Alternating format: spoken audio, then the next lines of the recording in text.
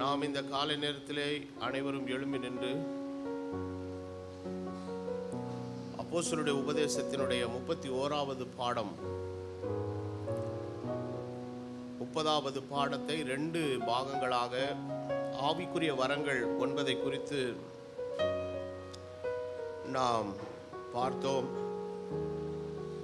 இன்னைக்கு 5 வித ஊழியங்கள்,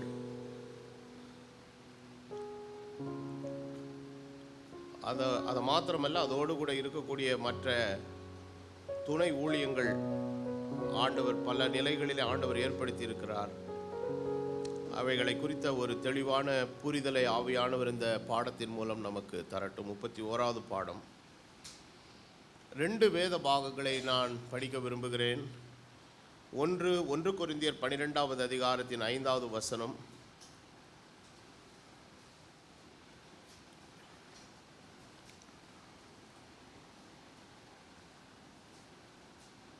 இரண்டாவது பாகம் எபேசியர் 4:11 முதல் 16 வரை.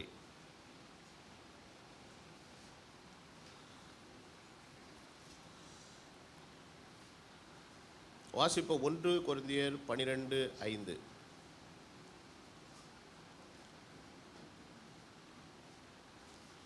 ஊழியங்களிலேயும் வித்தியாசங்கள் உண்டு, கர்த்தர் ஒருவரே. அடுத்த வேதபாகம் எபேசியர் 4:11 முதல் 16 வரை. மேலும் நாம் அனைவரும் தேவனுடைய குமாரனை பற்றி விசுவாசத்தினாலும் அறிவிலும் ஒருமைப்பட்டவர்களாகி கிறிஸ்துவனுடைய நிறைவான வளர்ச்சியின் அளவுக்கு தக்க பூரண புருஷர் ஆகும் வரைக்கும் பரிசுத்தவான்கள் சீர்பொருந்தும் பொருட்டு சுவிசேஷ ஊழியத்தின் வேலைக்காகவும் கிறிஸ்துவின் சரீரமாகிய சபையானது பக்தி விருத்தி அடைவதற்காகவும் அவர் சிலரை அப்போஸ்தலராகவும் சிலரை தீர்க்கதரிசிகளாகவும் சிலரை சுவிசேஷகராகவும் சிலரை மெய்ப்பராகவும் போதகராகவும் ஏற்படுத்தினார். நாம் இனி குழந்தைகளாயிராமல் மனுஷருடைய சூதும் வஞ்சிக்கிறதற்கு ஏதுவான தந்திரமுள்ள போதகமாகிய பலவித காற்றிலே அலைகளைப் போல அடிபட்டு அலைகிறவர்களாயிராமல் அன்புடன் சத்தியத்தை கைக்கொண்டு தலையாகிய கிறிஸ்துவுக்குள் எல்லாவற்றிலேயும் நாம் வளருகிறவர்களாய் இருக்கும்படியாக அப்படி செய்தார். அவராலே சரீரம் முழுவதும் அதற்கு உதவியாய் இருக்கிற சகல கணுக்களாலும் இசைவாய் கூட்டி இணைக்கப்பட்டு ஒவ்வொரு அவயவமும் தன் அளவுக்கு தக்கதாய் கிரியை செய்கிறபடியே அது அன்பினாலே தனக்கு பக்தி விருத்தி உண்டாக்குகிறதற்கு ஏதுவாக சரீர வளர்ச்சியை உண்டாக்குகிறது. தேவ ஆவியானவர் தாமே இந்த வேத வாக்கியங்களை ஆசீர்வதிப்பாராக. நாம் எல்லாரும் தலைவணங்கி தேவனுடைய வசனத்துக்காய் நம்முடைய ஆசானிடத்தில் நாம் மன்றாடுவோம்.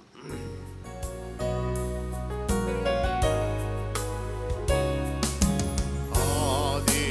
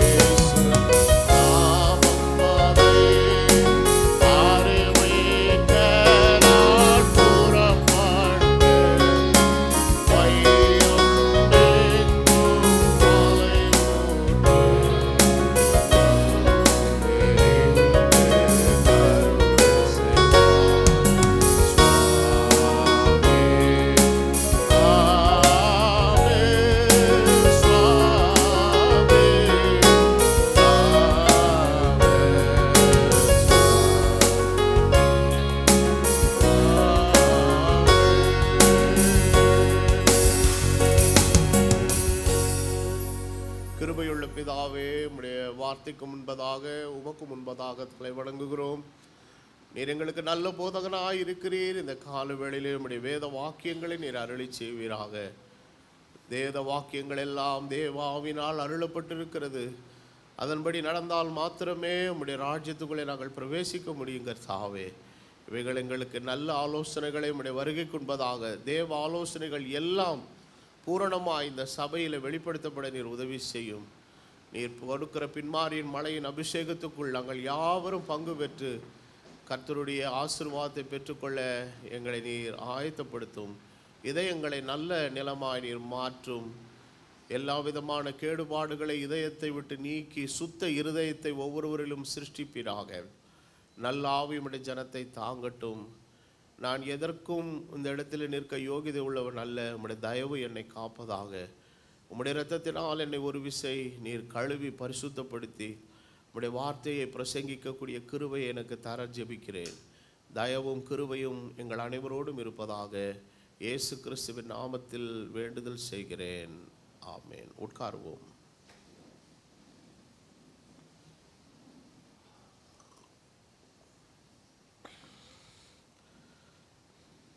நாம் இன்று படிக்க போகிற இந்த 31வது பாடம் ஊழியங்களை குறித்த ஒரு சரியான அறிவை வேத வசனத்தின்படி நாம் பெற்றுக்கொள்ள நாம் இந்த இடத்துல வந்திருக்கிறோம்.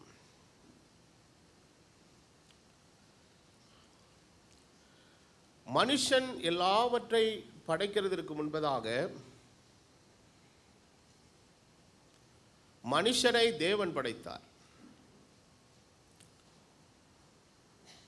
ஆனால் மனிதன் என்கிற ஒருவன் வருவதற்கு முன்பதாக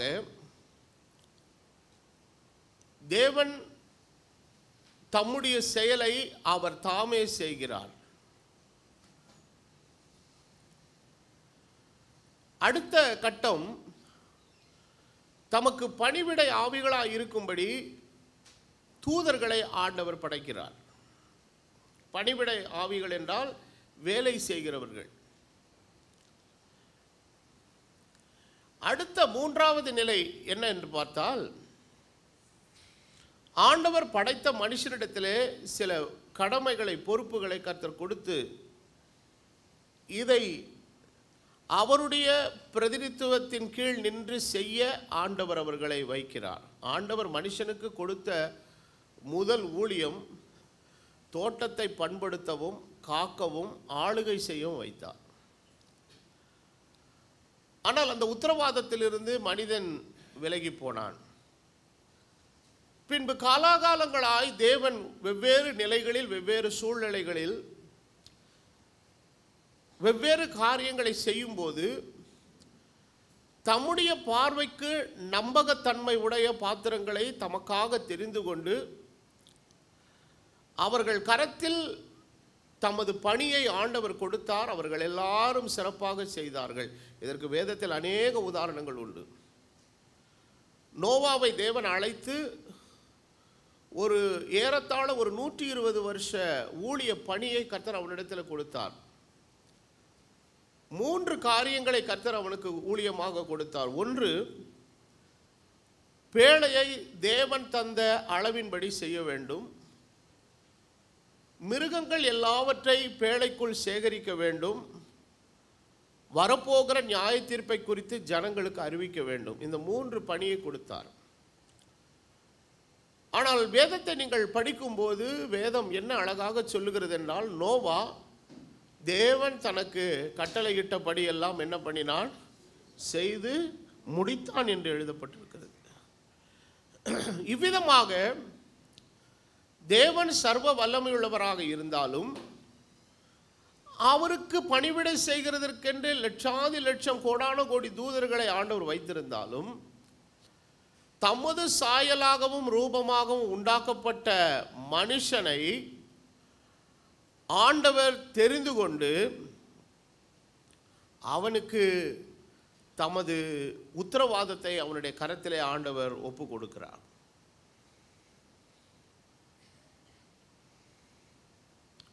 இந்த பணியை சிறப்பாக செய்து முடித்த பரிசுத்தவான்களை பழைய ஏற்பாட்டு முழுவதிலும் நாம் படிக்கிறோம்.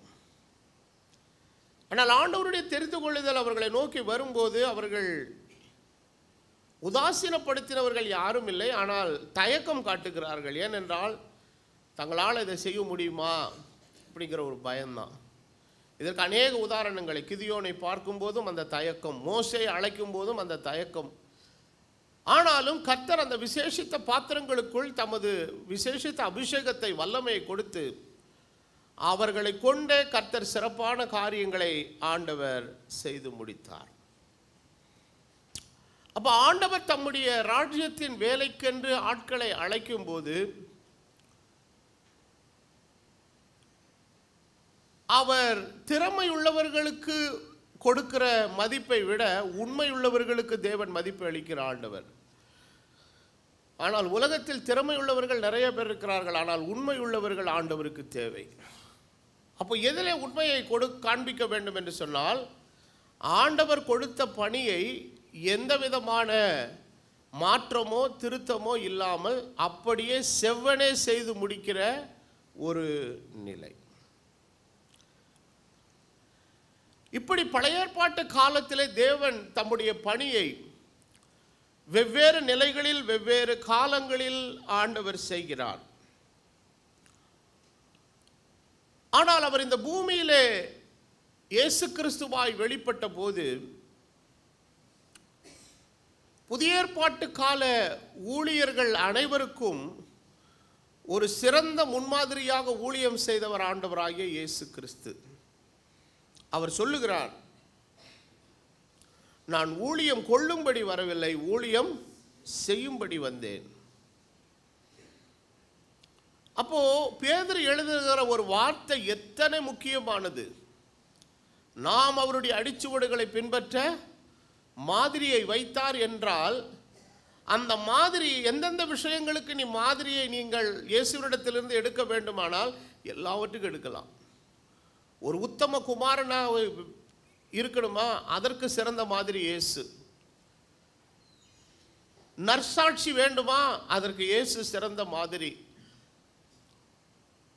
உபத்திரவங்களை எப்படி சந்திக்க வேண்டும் என்பதற்கு ஒரு மாதிரி வேண்டுமா, அதற்கு இயேசு சிறந்த மாதிரி. ஊழியத்தை எவ்விதமாய் செய்ய வேண்டும், அதற்கு இயேசு சிறந்த மாதிரி. இப்படி ஒவ்வொரு காரியத்திலேயும் ஒரு சிறந்த மாதிரிகளாக ஆண்டவர் தன்னை வெளிப்படுத்தி அவர் சென்றார். அப்போ தன்னோடு இருந்த 12 சீஷர்களுக்கு ஆண்டவர் முதலாவது அப்போஸ்தலர்கள் என்று பெயர் வைக்கிறார். நான் வாசித்த இந்த வேத வாக்கியத்தின்படி அப்போஸ்தல ஊழியம் இருக்கிறது. அப்போஸ்தல ஊழியம் கடந்த 2000 வருஷங்களும் இருக்கிறது. ஆனால் இந்த எல்லா ஊழியங்களுக்கும் ஒரு பிரதான நிலையில் இருக்கக்கூடிய இந்த 12 பேர் இது ஒரு விசேஷித்த அழைப்பின் நிலையிலே ஸ்தானத்தில் இருக்கிறவர்கள். வெளிப்படுத்துகிற விசேஷத்திலே இயேசுவுக்கு முன்பதாக, சிங்காசனத்துக்கு முன்பதாக மண்டியிட்டு வணங்குகிற 24 மூப்பர்களை குறித்து படிக்கிறோம். அந்த 24 மூப்பர்களும் வேறு யாரும் அல்ல, பழைய ஏற்பாட்டின் 12 கோத்திர பிதாக்களும் 12 அப்போஸ்தலர்களும் தான். ஸோ அவர்களுடைய ஸ்தானத்தை யாரும் எடுக்க முடியாது. அது ஆண்டவர் அவர்களுக்கென்று கொடுத்த ஸ்தானம். வெளிப்படுத்துகிற விசேஷத்தை நீங்கள் படிக்கும்போது ஆண்டவர் புதிய எருசலேமை காட்சிக்குள் கொண்டு வருகிறார். அந்த காரியமானது ஒரு 12 அஸ்திபாரங்கள் மேலே நிற்கிறது என்பதை நம்ம படிக்கிறோம். அந்த 12 அஸ்திபாரங்களிலும் யாருடைய பெயர் எழுதப்பட்டிருக்கிறது? 12 அப்போஸ்தலர்களுடைய நாமங்கள் எழுதப்பட்டிருக்கிறது. அதனால தான் வேதத்தில் எழுதப்பட்டிருக்கிறது, நீங்கள் அப்போஸ்தலர்கள், தீர்க்கதரிசிகள் என்பவருடைய அஸ்திபாரத்தின் மேல் கட்டப்பட்டவர்களாக இருக்கிறீர்கள், அதற்கு கிறிஸ்து தாமே மூலைக்கல்லாக இருக்கிறார் என்று எழுதப்பட்டிருக்கிறது. ஸோ அவர் வைக்கப்பட்ட அந்த மூலைக்கல் தான் இசைவாக, அதற்கு பேரலாக தான் மற்ற எல்லாமே என்ன செய்துங்க இருக்குது. ஒரு கட்டுமானத்தில் மூலைக்கல் தான் ரொம்ப முக்கியமானது. அது கரெக்டாக அமையலைன்னா கட்டிடத்தினுடைய ஷேப்பை என்ன செஞ்சிருங்க, தப்பாயிரும். ஆகவே ஒரு நல்ல திறமையுள்ள நல்ல அனுபவமுள்ள ஒரு கட்டுமான வேலையை செய்கிறவன் வேலையை மூலையிலிருந்து தான் என்ன செய்வாங்க, ஆரம்பிப்பான். அப்போ வைக்கப்படுகிற அந்த ஆரம்ப நிலை சரியாக இருந்தால் கட்டிடம் முழுவதும் சரியாக இருக்கும். தமிழிலே ஒரு சொல்லாடல் உண்டு, முதல் கோணல் முற்றும் கோணல் என்பது போல வைக்கப்படுகிற மூலைகள் சரியாக இல்லாமல் இருக்குமானால் அந்த கட்டிடத்தினுடைய ஒட்டுமொத்த கட்டமைப்பை சிதைந்து விடும். ஆகவே ஊழியங்கள் என்கிற ஒரு விஷயம் கடந்த 2000 வருஷங்களில் ஒரு மேன்மையான ஒன்றாக இருக்கிறது. ஆனால் அந்த எல்லா ஊழியங்களுக்கும் ஒரு மூலைக்கல்லாக இருக்கிறது யார் தான்? இயேசு கிறிஸ்து. அவர் ஒரு கோணலான ஒரு கல்லல்ல, ஒரு கரடுமுரடான கல்லல்ல, அவர் செவ்வனே செதுக்கி அமைக்கப்பட்ட ஒரு தெளிவான ஒரு கல்லாக இருக்கிறார். இன்றைக்கு அவரை தொடராக கொண்டு தங்கள் பணியை செய்கிற எல்லா ஊழியங்களும் தேவனால் அங்கீகரிக்கப்பட்ட ஊழியங்கள். ஸோ இந்த ஊழியங்களை கர்த்தர் என்ன பர்பஸ்க்காக நோக்கத்துக்காக உண்டாக்கினார் என்பதை பாடத்தினுடைய இறுதியிலே நாம் பார்ப்போம். அநேகமாக இது இந்த ஒரே நாளோடு நிறைவு செய்யப்படக்கூடிய ஒரு வேலை பாடம் அல்ல. இது அநேகமாக ஒரு 2 வாரங்கள் கூட எடுத்துக்கொள்ளலாம்.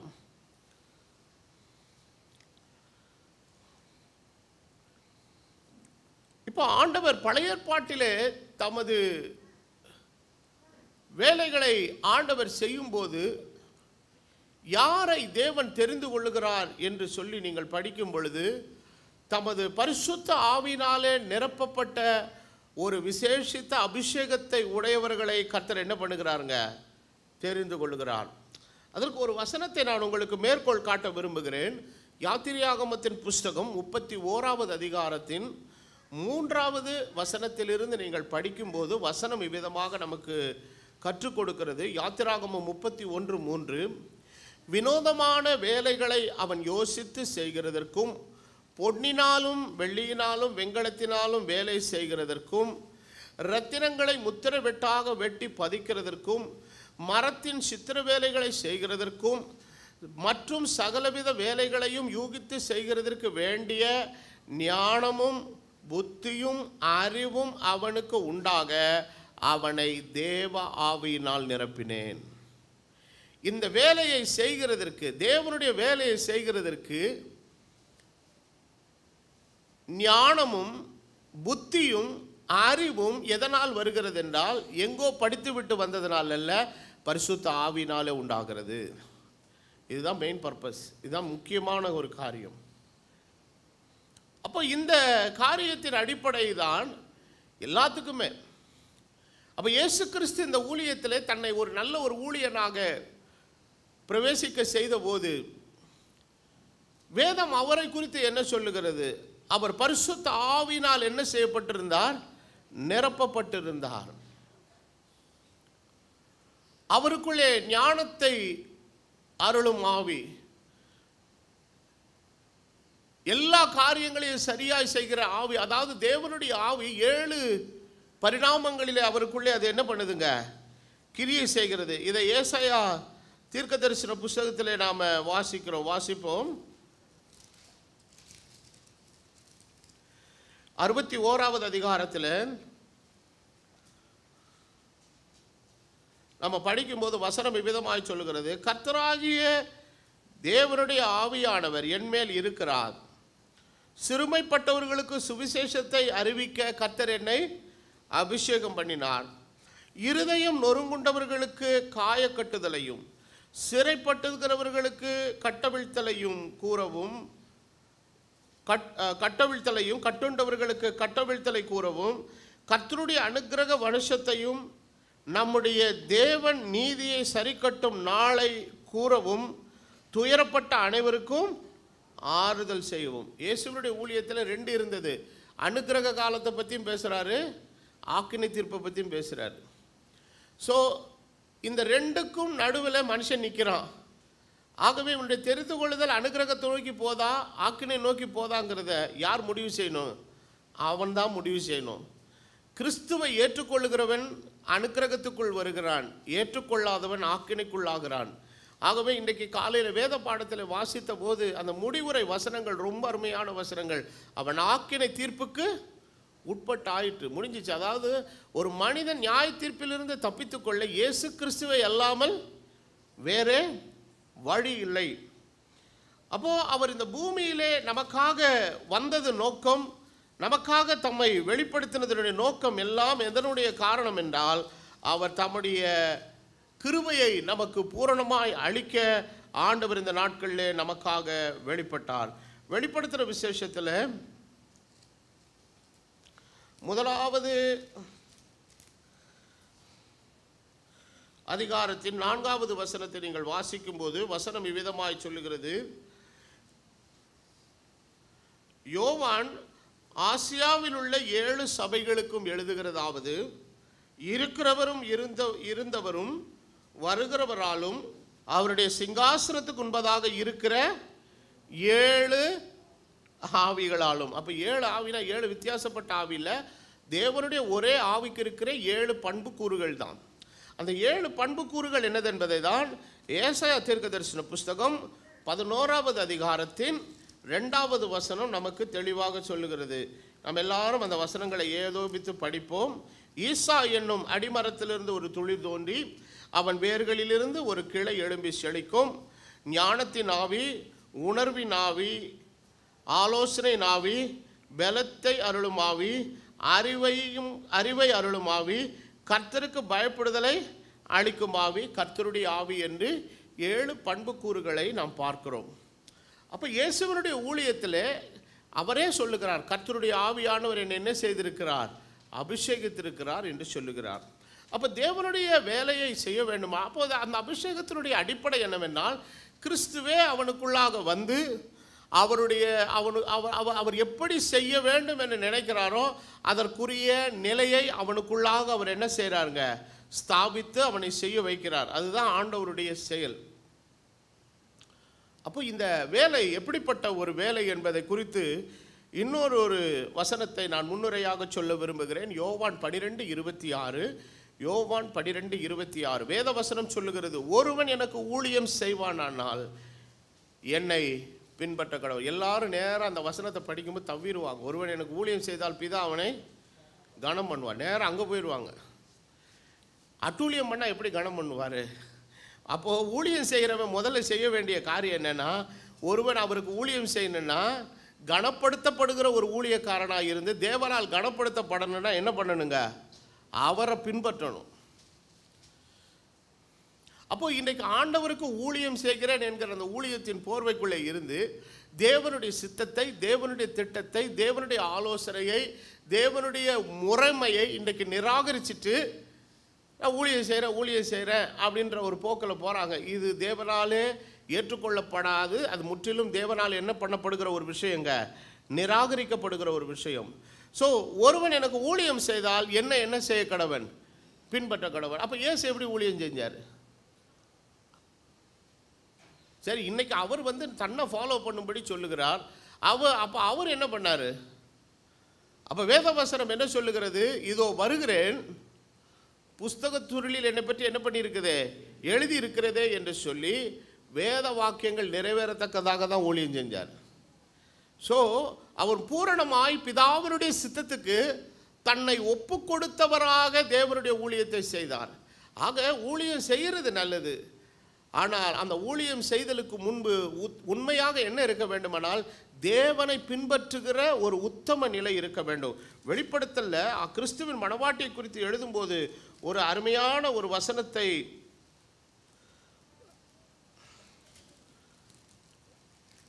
நம்முடைய ஆக்கியோன் எழுதுகிறான். அந்த வசனம்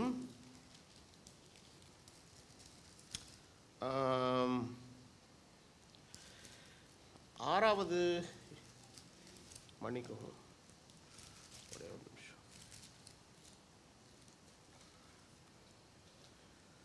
வசனத்தினுடைய ரெஃபரன்ஸ் எங்கே மிஸ் பண்ணிட்டேன். ஆட்டுக்குட்டியானவர் எங்கே போனாலும் அவரை உத்தமமாய் அவர்கள் என்ன செய்கிறவர்களுங்க, பின்பற்றுகிறவர்கள் என்று எழுதப்பட்டிருக்கிறது. அப்போ தேவனுடைய வசனத்தை நம்ம வாசிக்கும் போது அறிந்து கொள்கிற ஒரு காரியம் என்னன்னா, நாம் அவரை ஃபாலோ பண்ணணும். ஆனால் அவர் இந்த பூமியில் இருந்தபோது தன்னை பிதாவினுடைய சித்தத்துக்கு பூரணமாய் ஒப்பு கொடுத்தவராய் ஊழியம் செய்தார். சரியா? அப்போது தான் இஷ்டம் போல யோசித்துட்டு நினச்சதெல்லாம் செய்துட்டு உணர்ச்சி வயப்பட்டுலாம் அவர் ஊழியம் செய்யலை. பிதாவின் சித்தத்தை நிறைவேற்றுகிறவராக ஒரு ஊழியம் செய்தால். ஆகவே ஒருவன் எனக்கு ஊழியம் செய்தால் என்னை பின்பற்ற கடுகிறவன். ரெண்டாவது அடுத்த காரியம் சொல்றாரு, நான் எங்கே இருக்கிறேனோ. எல்லாரும் சொல்லுங்க. அப்போ எஜமானன் வேலையை கொடுக்குறாருன்னா கொடுக்குற இடத்துல யார் இருக்கிறா? அவர் இருக்கிறார். அப்போ அவர் இல்லாத இடத்துல நமக்கு என்ன வேலை? நாமளே கேட்குறோம் இல்லையா? நம்ம பிள்ளைகள் தேவையில்லாத இடத்துக்கு போயிடுச்சுன்னா, நான் இல்லாத இடத்துல உனக்கு என்னடா வேலை, போடா வேலையை பார்த்துட்டு சொல்கிறோமா இல்லையா? அப்போ ஆண்டவர் அதை தான் சொல்கிறாரு, எனக்கு ஊழியம் செய்யணும், முதல்ல என்னை ஃபாலோ பண்ணு. ஆண்டவர் அப்போஸ்தலர்களாய் அவர்களை மாற்றுகிறதுக்கு முன்பதாக முதல்ல அவர்களிடத்தில் கொடுத்த ஒரு பிரதானமான காரியம், முதல் நல்ல சீஷன் ஆயிரு. Before you be a good minister to me, just be a good disciple to me first. நீ எனக்கு நல்ல ஊழியக்காரனாக இருக்கிறதுக்கு முன்னாடி முதல்ல யாராயிரு? நல்ல சீஷனாயிரு. அதுக்கப்புறம் நீ ஊழியக்காரனாகிறது இருக்கட்டும். நிறைய ஊழியக்காரங்களுக்கு இது ஒரு கோளாறாயிரும். எப்படின்னா, பைபிளை படிக்கும்போதே இதுலேருந்து ஏதாவது பிரசங்கம் கிடைக்குமானே படிப்பான். அது என்னை உட்பட. ஏன்னா ஒரே சபைக்கு பேசுறதுன்றது நல்ல பழத்தை தின்னு கொட்டை போட்ட கம்பெனி இது. இதுலேயே பேசணுன்னா அது அவ்வளோ ஈஸியான விஷயம் கிடையாது பாருங்க. ஆனால் அப்படிப்பட்ட ஒரு இதில் படிக்கும்போது என்னன்னா, ஏதாவது ஒரு செய்தி கிடைக்காதா, ஒரு செய்தி வராதா, ஒரு செய்தி நமக்கு இதில் வசனத்தின் மூலம் கிடைக்காதா, இப்படி தான் படிப்போம். அந்த மாதிரி படிக்கிறது தவறு இல்லை. ஆனால் முதல்ல வேதத்தை வாசிக்கும்போது இன்றைக்கி கர்த்தர் என்னோட என்ன பேச போகிறார். நான் காலையில் எழுந்திருக்கும் போது ஆண்டவர் சமூகத்தில் நிற்கும் போது நான் ஊழியக்காரனாக நிற்கிறேன்றதை விட முதல்ல நான் அவருக்கு நல்ல சீஷனாக போய் நிற்கணும். அந்த நாள் முழுவதும் நான் என்ன செய்கிறேன், என்னுடைய வாயின் வார்த்தைகளும் என் இருதயத்தின் தியானமும் தெய்வத்துக்கு முன்பால் எப்படி இருக்கணுங்க, பிரியமாக இருக்கணும். அவருக்கு பிரியமில்லாத ஒரு வாழ்க்கையை ஏனோ தானே வாழ்ந்துட்டு அப்புறம் நான் என்ன ஊழியம் செஞ்சு என்ன பிரயோஜனங்க? ஒரு பிரயோஜனம் இல்லை பாருங்கள். முதல்ல அவருக்கு பிரியமான மனுஷனாக நான் வாழணும் பாருங்கள். அதை எது தீர்மானிக்குதா? என்னுடைய தனிப்பட்ட கேரக்டர், என்னுடைய சுபாவம், என்னுடைய செயல்பாடுகள், என்னுடைய குடும்ப நிலை எல்லாமே அதை தீர்மானிக்கிறது. அப்போ தேவனுக்கு ஒருவன் ஊழியம் செய்யணும்னா முதல்ல அவரை ஃபாலோ பண்ணணும். ரெண்டாவது, அவர் எங்கே இருக்கிறார், ஆண்டவர் எங்கே இருக்கிறாரோ அங்கே அவன் இருக்கணும். இப்படி ஊழியம் செய்கிறவிட தான் பிதா என்ன பண்ணுவாருங்க, இல்லாதவன் எல்லாரும் தேவனுடைய சமூகத்தில் ஒரு நாள் நிராகரிக்கப்படுவான். அக்கிரம செய்கைக்காரரே என்னை விட்டு அகன்று போங்கள். இப்போ இந்த ஊழியத்தின் நிலைப்பாட்டில் 2 நிலைகள் இருக்குது. பிரதானமான ஊழிய நிலை அதுதான் இந்த 5. இதற்கு அடுத்ததாக 2ஆம் நிலை உடன் ஊழிய நிலையை தேவன் என்ன செய்திருக்கிறாருங்க, ஏற்படுத்தி இருக்கிறார். It's like a associate ministry அப்படின்னு சொல்லலாம். அதாவது இந்த பிரதான ஊழியத்தோடு கூட அது என்ன செய்யுதுங்க, கூட இருக்கக்கூடிய ஒரு சப்போர்ட்டிவ் ஊழியம். இந்த பேரலல் இல்லாமல் ஒன்றும் செஞ்சிக்க முடியாது. சரி, இயேசு கிறிஸ்து இந்த பூமியில் இருந்தார். இந்த 5 ஊழியங்களில் எத்தனை ஊழியத்தை ஆண்டவர் செஞ்சார்? 5 வித ஊழியங்கள். என்னென்ன ஊழியம்? அப்போஸ்தலர், தீர்க்கதரிசி, போதகர், மேய்ப்பர், சுவிசேஷகர். 5 ஊழியர் இருக்குல்ல. இந்த 5 ஊழியங்களில் இயேசு எந்தெந்த ஊழியங்கள்லாம் செய்தார்? 5ஐயும் செய்தார். எபிரேயரில் வாசிக்கிறோம், பிரதான ஆசாரியனும் அப்போஸ்தலனுமாய் இருக்கிற இயேசு கிறிஸ்துவை என்ன செய்து பாருங்கள், கவனித்து பாருங்கள். இயேசு கிறிஸ்துவை குறித்து வேதம் சொல்லுகிறது, நல்ல போதகரே, அவர் நல்ல மேய்ப்பன், நானே உங்களுக்கு நல்ல மேய்ப்பன், என் ஆடுகள் என் சத்தத்துக்கு செவி கொடுக்கிறது. ராஜ்யத்தின் சுவிசேஷ பிரசங்கிக்கவே நான் வந்தேன்னார். அவர் நல்ல சுவிசேஷகனாக இருக்கிறார். வேற என்ன எதுவும் மிஸ் ஆயிடுச்சு? தீர்க்கதரிசி, அவ சமாரியா ஸ்திரீ போய் சொல்றா, நான் யாரை கண்டேன்? தீர்க்கதரிசியை கண்டேன். அவர் அநேக காரியங்களை அவர் தீர்க்க தரிசனமாக என்ன செய்தாருங்க, கடைசி நாட்களில் கொடிய காலங்கள் வரும் என்று பவுல் சொன்னது மாதிரி இயேசுவே சொன்னார். ஜனத்துக்கு விரோதமாய் ஜனமும் ராஜ்யத்துக்கு விரோதமாய் ராஜ்யங்கள். He prophesied. ஸோ இயேசுவனுடைய ஊழியத்தில் இந்த 5 வித பிரதான ஊழியங்கள் அவர் செய்தார். ஆனால் இந்த பிரதான ஊழியங்களோடு கூட அவரோடு இணைஞ்சிருக்கக்கூடிய சப்போர்ட்டிவ் மினிஸ்ட்ரின்னு ஒன்று இருக்குது பாருங்க, அதுவும் கூட இருந்ததுனால தான் இயேசுவனுடைய ஊழியம் வெற்றியாக அமைந்தது. அப்போ அந்த ஊழியத்தின் நிலையிலே சொல்லணும்னா மரியாள் தான் அவருக்கு தெரிந்து கொள்ளப்பட்ட முதல் ஊழியக்காரி. ஏன் எல்லாரும் ஒரு மாதிரி பார்க்குறீங்க? அப்போது மரியாளை ஆண்டவர் இந்த பூமியிலே எதற்காக தெரிந்து கொண்டார் என்றால், தனக்கு ஒரு சரீரத்தை உருவாக்கி இந்த பூமியிலே பிரவேசிக்கிறதற்கு ஒரு கன்னிகையாகிய அவளை தெரிந்து கொள்கிறாள். அவள் அச்சப்படுகிறாள், இது எப்படி ஆகும்? நான் இன்னும் யாரை அறியவில்லை, புருஷனை அறியவில்லை. ஆனால் யோசேப்பு நியமிக்கப்பட்டிருந்தாலும் கூட யோசேப்பினுடைய பங்களிப்பை விட மரியாளுடைய பங்களிப்பு தான் மேன்மை. இவன் உஷார் யாரு? யோசேப்பு. இவன் என்ன பண்ண? ரகசியமாய் தள்ளிவிட யோசனை. அந்த யோசேப்பு பேர் வச்சிருக்கிற எல்லாருமே உஷாராக தான் இருப்பாங்கன்னு நினைக்கிறேன். தள்ளிவிட யோசனையாக இருந்தான். ஆனால் ஆண்டவர் முதல்ல பேசுறது யோசேப்பு கிட்ட பேசினாரா, மரியாள் கிட்ட பேசினாரா? மரியாள் கிட்ட தான் பேசினார். அப்புறம் தான் யார்கிட்ட வரா? உன் மனைவியாகிய மரியாளை சேர்த்துக்கொள்ள ஐயப்படாது, அவளிடத்தில் உற்பத்தியாயிருக்கிறது பரிசுத்தமானது, ஆகவே தேவனுடைய குமாரன் என்று எனப்படும், நீ சேர்த்துக்கொள்ளுப்பா, நீ பயப்படாத அப்படிங்கிறார். ஆனால் வேதவசனம் சொல்லுகிறது, அவள் இயேசு கிறிஸ்துவை பெற்றெடுக்கிற காலம் முடியும் வரை அவன் அவளை அறியாதிருந்தான். அப்போது அவளுடைய வெர்ஜினிட்டி, அவளுடைய கன்னித்தன்மையானது இயேசு அந்த கற்பத்தை விட்டு வெளியில் வர்ற வரைக்கும் அது பரிசுத்தமாய் காக்கப்படுகிறது. அப்போது தனக்கு கொடுக்கப்பட்ட அந்த ஊழியத்தில் அவள் எவ்வளவு ஹானஸ்டாக ஒழுங்காக இருந்து, அது சாதாரணமான ஒரு விஷயம் அல்ல. யூதர்களுடைய முறைமையின்படி ஒரு கன்னிகை கற்பதியாங்கன்னு தெரிந்தால் எல்லாரும் என்ன சொல்லுவாங்க? எங்கேயோ ஒரு இடத்துல என்ன நடந்து போச்சு, தப்பு நடந்து போச்சு அப்படின்னு சொல்லி அவளை கல்லெறிஞ்சு அவளை ஆக்கினைக்குள்ளாக தீர்க்கிறதுக்கு வாய்ப்பு இருக்குது. அப்போது அது சமூகத்தில் அவளுக்கு எவ்வளோ பெரிய அவமானத்தை கொண்டு வரக்கூடிய ஒரு விஷயம். இவை எல்லாவற்றை அறிந்திருந்தும் கூட தேவ சித்தம் நிறைவேற தன்னை ஒப்பு கொடுத்து அந்த காரியங்கள் நிறைவேற. இப்போ இதெல்லாம் இல்லைன்னா எப்படி நடந்திருக்கும் வேலை? அப்போ இயேசு கிறிஸ்து இந்த பூமியில் பிறக்கிறதுக்கே யார் தேவைப்பட்டா? ஒரு மரியாள் தேவைப்பட்டாங்க. அப்போ இப்படி ஆண்டவருடைய அந்த மெயின் ஸ்ட்ரீம் ஆஃப் த ஊழியத்தோடு கூட பேரலாக எதுவும் ட்ராவல் பண்ணுறாங்க. மரியாள் மாதிரி ஆளுங்க அங்கேயும் யோசேப்பு தான் வராம பாருங்க, துணிகளிலே சுற்றி அந்த சரீரத்தை என்ன பண்ணுறாங்க? அடக்கம் பண்ணுறாங்க. அப்போ இயேசுவனுடைய ஊழியத்தில் அந்த அசோசியேட் மினிஸ்ட்ரி ஒரு யோசேப்பில் ஆரம்பித்து இன்னொரு யோசேப்பில் முடிக்குது. நடுவில் சீஷர்கள் எல்லாம் வராங்க. அப்புறம் பெத்தானியாவில் இருக்கக்கூடிய யார் வரா? லாசருடைய குடும்பம் வருகிறது. அப்போ இந்த உடன் ஊழிய அமைப்பின் ஓட்டத்தில் காட்சிக்கு நிறைய பேர் வராங்க. இவங்க எல்லாருடைய சப்போர்ட் இல்லாமல் ஆண்டவரால் என்ன பண்ண முடியாதுங்க, அந்த மெயின் ஸ்ட்ரீமான ஊழியத்தை அவரால் செய்ய முடியாது. ஆகவே இது ரெண்டும் ரொம்ப முக்கியமானது.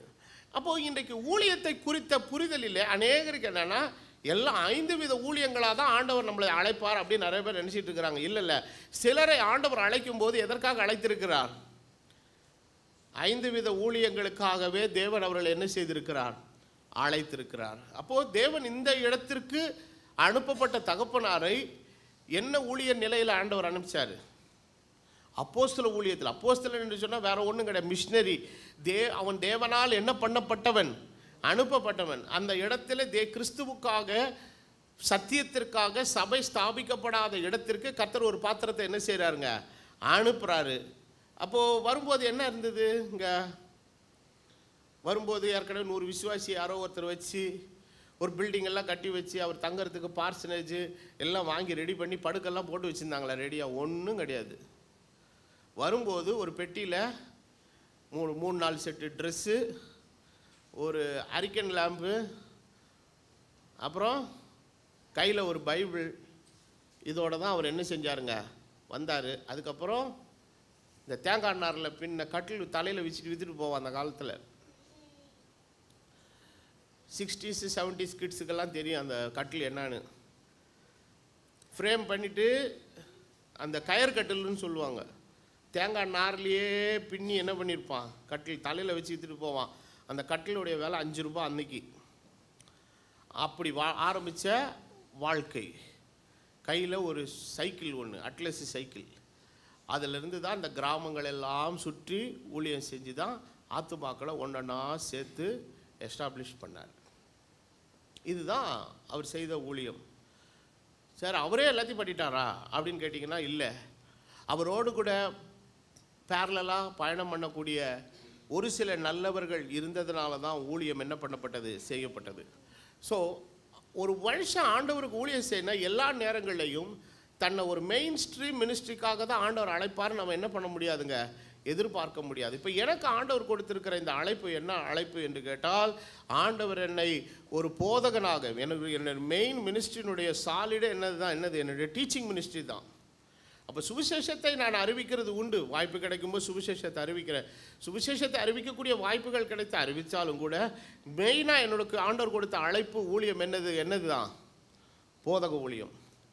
அப்போது என்னுடைய ஊழியத்தினுடைய பயணத்தை நீங்கள் பார்த்தீங்கன்னா, நான் 1990 வருஷம் ஜனவரி 15ஆம் தேதி கர்த்தருடைய ஊழியத்துக்கு என்னை ஒப்பு கொடுக்கறதுக்கு முன்னாலேயே ஒரு 3 ஆண்டுகள் இந்த ஊழியத்தில் நான் ஊழியக்காரனாக இருந்திருக்கிறேன். எப்படின்னா, எனக்கு கொடுத்த வேலை என்னென்னா, பாட்டு பாடுற ஊழியம் கொடுத்தாங்க.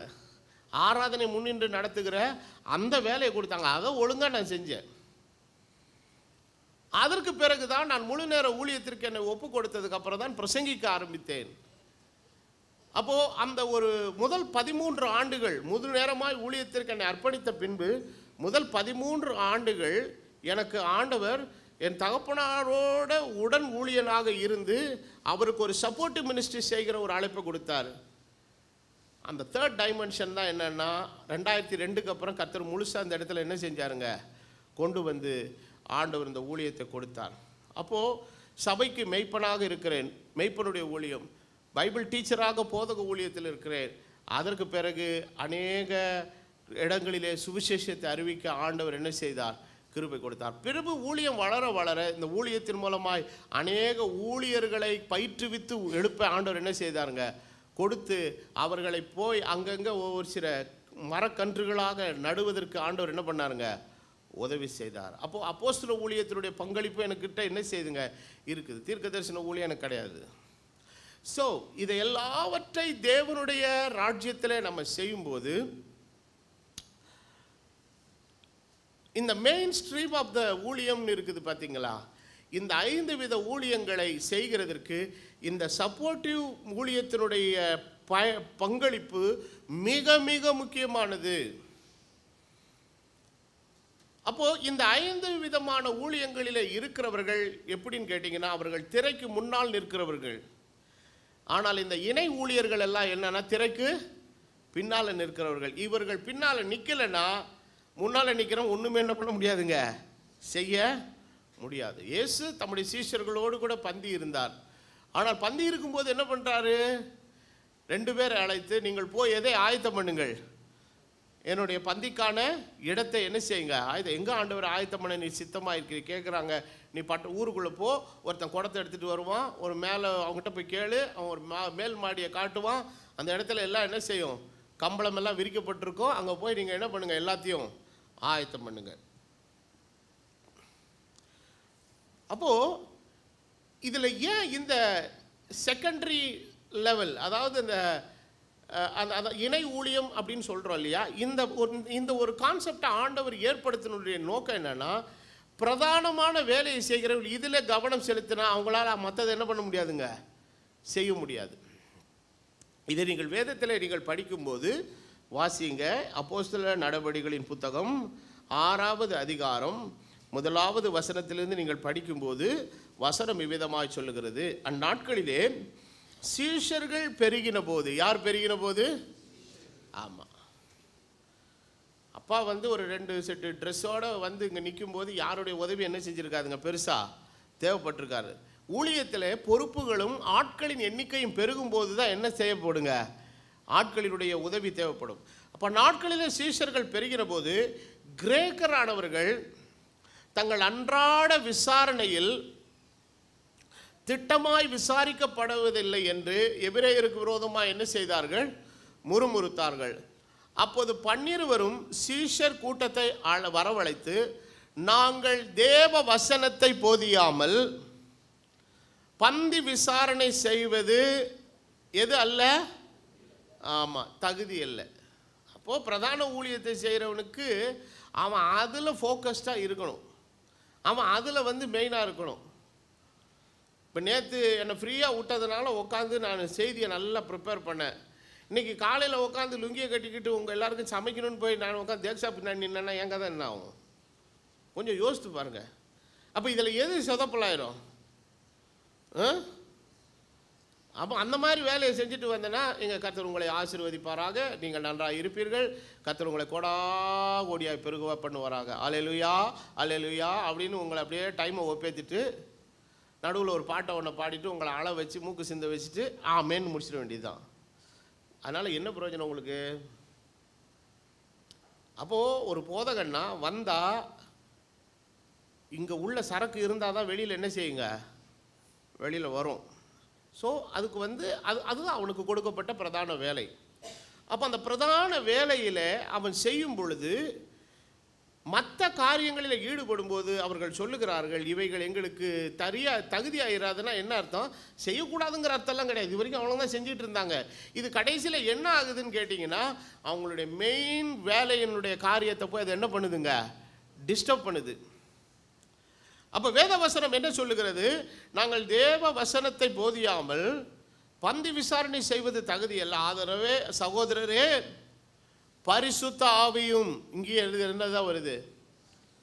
ஆமாம், நீங்கள் சுற்றி கூட்டி கழித்து வகுத்து பெருக்கி என்ன பண்ணாலும் தேவனுடைய அபிஷேகமும் கிருபையும் தேவனுக்கான பிரித்தெடுக்கப்படுதல் இல்லைன்னா ஒரு டம்ளரை கூட இங்கே நகர்த்த முடியாது.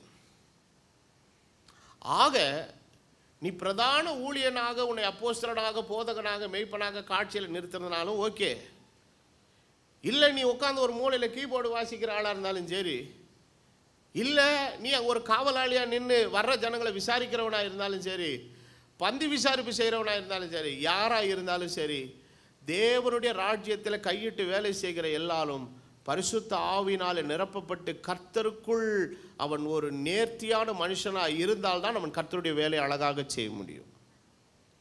ஸ்கில்டு பீப்புள் நிறையா இருக்கலாம், ஆனால் அந்த ஸ்கில்லு நிறையா நேரத்தில் உதவாது, சொதப்பலாயிரும்.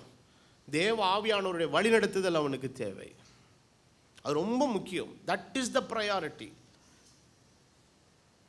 நான் பிள்ளைகளிடத்தில் சொல்லியிருக்கிறேன், நீங்கள் கொடுக்கப்பட்ட வேலையை நீங்கள் செய்யணுன்னா முழங்கால் போட்டு ஜெபம் பண்ணாமல் என்ன செய்யாதுங்க, வராத. நான் அமெரிக்காவில் இருந்தபோது ஒரு போதகர் இருப்பார். அப்போது ஆராதனை ஆரம்பிக்கிறதுக்கு முன்பு தான் பாடற்குழு மேலே வரும், மியூசிஷியன்ஸ் மேலே வருவாங்க, எல்லோரும் மேலே வருவாங்க. அவர் புல்பிட் பக்கத்தில் நிற்பார். எல்லோரும் கேட்பார், எவ்வளோ நேரம் ஜெபம் பண்ணேன்னு கேட்பார். ஒருத்தன் 3 நானா அங்கே போய் உட்காந்துருன்றார், மேலேயே வராதுன்னுவார். ஆண்டவரோட உன்னுடைய ஐக்கியத்தை சரியாய் வைத்து கொள்ளாத நிலையில் நீ எங்கே ஏறாதுன்னுவார். ஸ்டேஜுக்கு வராது, அங்கேயே உட்காந்துக்கோ, உனக்கு நீ தேவையே இல்லை. அப்போது இது ரொம்ப முக்கியமானது. அதனால் எனக்கு படிச்சிருக்கிற திறமை இருக்குது அப்படி பண்ணி அப்படிலாம் செய்ய முடியாதுங்க. அதுக்கு ஆண்டவருடைய கிருபை பலன் நமக்கு தேவை. இதுக்கு நிறைய வசனங்கள் கொண்டு வந்திருக்கிறேன். அதாவது பெரும் பிரசங்கம் பண்ணுறது மாத்திரமல்ல, ஒரு ஸ்கில்டாக வேலை செய்கிற மற்ற காரியங்கள் எதுனாலும் கூட சரி, எல்லாவற்றையும் செய்கிறதற்கு நமக்கு இந்த காரியங்கள் தேவையாக இருக்கிறது. அப்போ வேத வசனத்தில் என்ன வாசிக்கிறோம்? இந்த பரிசுத்த ஆவியும் ஞானமும் நிறைந்து. ஞானம் யாரிடத்திலிருந்து தான் வரணுங்க? கர்த்தரிடத்திலிருந்து தான் வரணும். ஹல்லேலூயா. அப்போ அந்த ஞானம் முதல்ல நமக்குள்ள என்னத்தை கொடுக்கும் தெரியுமா? இப்போ பரிசுத்த ஆவி உங்களுக்கு ஞானம் வந்துருச்சு. அந்த ஞானம் முதல்ல என்ன பண்ணும் தெரியுமா? உங்களுக்குள்ள தெரியலையா? ஃபஸ்ட்டு கர்த்தருக்கு பயப்படுதலே ஞானத்தின் தேவ பயம் வரும். When you receive the wisdom of the Holy Ghost, you will get the fear of God. நான் அடிக்கடி சொல்லியிருக்கிறேன், 34 வருஷம் பிரசங்கம் பண்ணேன், கை கால் இன்னும் உதறுது. எனக்கு சொதப்பிடக்கூடாது. ஏதாவது உளறிடக்கூடாது. பயந்து பயந்து எடிட்டிங் பண்ணும்போது தான் சில நேரத்தில் தெரியும் எவ்வளோ லூஸ் தனமாக பேசியிருக்கிறேன்னு. சில நேரத்தில் ஆளுங்களை மாற்றி சொல்லியிருக்கிறேன், ரெஃபரன்ஸை மாற்றி சொல்லியிருக்கிறேன். அதெல்லாம் எடிட்டிங்கில் நம்ம எடுக்கிற வரைக்கும். அதனால் ஒரு ஒரு ஒரு செய்தியை நான் வெளியில் அவுட்புட் கொடுக்கறதுக்கு முன்னாடி கிட்டத்தட்ட 6 முதல்ல ஒரு தொடைப்பேன். அதுக்கப்புறம் செகண்ட் டைம் உட்காந்து கேட்பேன், 3வது டைம் உட்காந்து கேட்பேன், 4வது 5 கிட்டத்தட்ட 6 தரம் கேட்டு அது ஃபைனலாக கரெக்டாக இருக்குதுன்னு தெரிஞ்ச உடனே தான் அந்த பப்ளிஷ்குள்ளே போகும். ஏன்னா கவனமாக நம்ம செய்ய வேண்டியது இருக்குது. இது தெனாவட்டில் செய்கிற தவறு கிடையாது. இது ஒரு பயத்தில் ஒரு பதஷ்டத்தில் செய்கிற ஒரு காரியம். நான் ஆண்டவர்கிட்ட ஜெபம் பண்ணுறது, நான் சாவர வரைக்கும் இல்லை முடிய வருகை வரைக்கும் நான் பிரசங்கிக்கும் போது தான் இந்த பயம் எனக்குள்ளே எப்பொழுதும் என்ன செய்யட்டும் ஆண்டவரே, இருக்கட்டும் ஆண்டவரே. அப்போ தான் ஆண்டவருடைய வசனத்தை கவனமாக செய்ய முடியும். ஆகவே நீ தேவனுடைய ராஜ்யத்தில் வேலை செய்யணும்னு வந்தனா உனக்கு பரிசுத்தாவின் அபிஷேகமும் தேவை. ஞானம் என்கிற ஒன்று வரும்போது முதல்ல தேவ பயம் இருக்கும். அந்த வேலையை செய்யும்போது இது கர்த்தருக்காக செய்கிறோம், இது கர்த்தருடைய காரியங்கிற ஒரு அச்சத்தோடு பயத்தோடு கூட அதில் கை வைக்கணுங்க. அப்படி செய்யும்போது தான் அந்த காரியத்தை செய்வதில் ஒரு நேர்த்தி, ஒரு ஒழுங்கு, சகலமும் சிறப்பாக காணப்படும். சரி, அதை நம்ம இன்னும் பின்னான நிலைகளில் நம்ம விரிவாக படிக்கலாம். அப்போ ஆண்டவர் அப்போஸ்தலர்கள் சொல்லுகிறார்கள், சகோதரரே, பரிசுத்தாவினால் நிரப்பப்பட்ட, ஞானத்தினால் நிரப்பப்பட்ட, அடுத்தது 3வது ஒன்று சொல்றார். என்னது? நற்சாட்சி பெற்ற. எல்லாரும் சொல்லுங்க. பரிசுத்தாவியும் இருக்கணும், ஞானமும் இருக்கணும், நல்ல சாட்சி இருக்கணும். அங்கே ரோட்டில், குடும்பத்தில், சமுதாயத்தில் சாட்சி டாராக கிழிஞ்சிட்டு இங்கே ஒன்றும் வேலைக்கு ஆகாது ராஜா, சரியில்லை. அது முதல்ல சரி பண்ணிவிட்டு நம்ம வரணும். அது ரொம்ப முக்கியமான காரியம். சொல்கிறார், நீங்கள் 7 பேரை தெரிந்து கொள்ளுங்கள், அவர்களை இந்த வேலைக்காக என்ன பண்ணுவோம்? ஏற்படுத்துவோம். நாங்களோன்னா யார்? அப்போஸ்தலர்களாகிய நாங்கள் எதில் கான்சென்ட்ரேட் பண்ணணும்? ஜெபம் பண்ணணும், வேத வசனத்தை நல்லா என்ன பண்ணணுங்க? போதிக்கணும். இதில் இடைவிடாமல் நாங்கள் தரித்திருக்கணும். மற்ற வேலையை மற்றவங்க என்ன பண்ணுங்க? செய்யுங்க. பந்தி விசாரிப்பு வேலையை மற்றவங்க செய்யுங்க. ஸோ இந்த விஷயங்கள், தகவல்கள் நமக்கு என்ன ஒரு அண்டர்ஸ்டாண்டிங்கை கொடுக்குதுன்னா, பிரதான நிலையில் இருக்கிற அந்த ஊழியத்தினுடைய செயல்பாடுகளினுடைய ஒரு பரிபூரணம், பெர்ஃபெக்ஷன் எதோடு கூட சம்மந்தப்பட்டதுன்னா அந்த இணை ஊழியத்தோடு கூட அது என்ன செய்ததுங்க? சம்பந்தப்பட்டதாக இருக்கிறது. சரி, இப்போ இந்த 5 வித ஊழியங்கள் என்ன ஊழியங்கள் அப்படிங்கிறத குறித்து இதில் ரொம்ப பெருசாக எக்ஸ்பிளைன் பண்ணுறதுக்கெல்லாம் ஒன்றுமே கிடையாது. நாம் அதை குறித்து என்னன்னு பார்ப்போம். வாசிங்கள் ஒரு வசனத்தை, எபேசியர் 4வது அதிகாரத்தின் 13வது வசனத்தை தயவுசெய்து வாசிங்கள். எபேசியர் 4வது அதிகாரம் 13வது வசனம் என்ன சொல்லுகிறது? அவர் சிலரை அப்போஸ்தலராக, சிலரை தீர்க்கதரிசிகளாக, சிலரை சுவிசேஷகராக, சிலரை மெய்ப்பராக, போதகராக ஏற்படுத்தினார். இது இந்த வசனத்தில் ரொம்ப உன்னிப்பாக கவனிக்க வேண்டிய ஒரு வார்த்தை இருக்குது. என்ன சொல்லுங்க பார்க்கலாம். ஆங்கிலத்தில் ஒரு சேயிங் ஒன்று இருக்குது, so many cooks will spoil the soup-ன்னு இருக்குது. அநேக உணவு தயாரிப்பாளர்கள் சூப்பே என்ன பண்ணிடுவான்? ஒரு ஆள் செஞ்சால் நல்லா இருக்கும், எல்லாரும் அவன் பங்குக்கு என்னத்தையும் அதை அள்ளி போட்டு போனான்னு வைங்க, அது எப்படி இருக்குன்னு நினைக்கிறீங்க? அண்ணே என் பங்குக்கு ஒரு கை உப்பை போடுறேனே அப்படின்னு போடுறான். ஒருத்தன் அங்கேருந்து என் பங்குக்கு இந்த சூப்பில் என் பங்கு இருக்கணுமில்ல, அதனால் ஒரு கை மிளகா தூக்கி என்ன செய்கிற அள்ளி போடுறேன்னு இப்படி வந்தவன் போனவெல்லாம் கைக்கு கிடைச்சதெல்லாம் அள்ளி போட்டுட்டு போனான்னு வச்சுக்கோங்க, அது எப்படி இருக்குன்னு நினைக்கிறீங்க? யாராவது குடிக்க முடியுமா? அது சரிப்பட்டு வராது. அப்போது ஆண்டவர் தம்முடைய ராஜ்யத்தில் சிலரை தெரிந்து கொண்டிருக்கிறார். அப்போ ஊழியத்தில் ஆண்டவர் அழைப்பு என்பதை எல்லாருக்கும் இல்லை, சிலருக்கு கொடுத்துருக்கிறார். ஆனால் உங்கள் எல்லாருக்கும் கொடுத்துருக்கிற ஒரு அழைப்பு இருக்குது. என்ன அழைப்புனா, கிறிஸ்துவனிடத்தில் வருகிறதற்கான அழைப்பை கொடுத்துருக்கிறார். ஆமென்.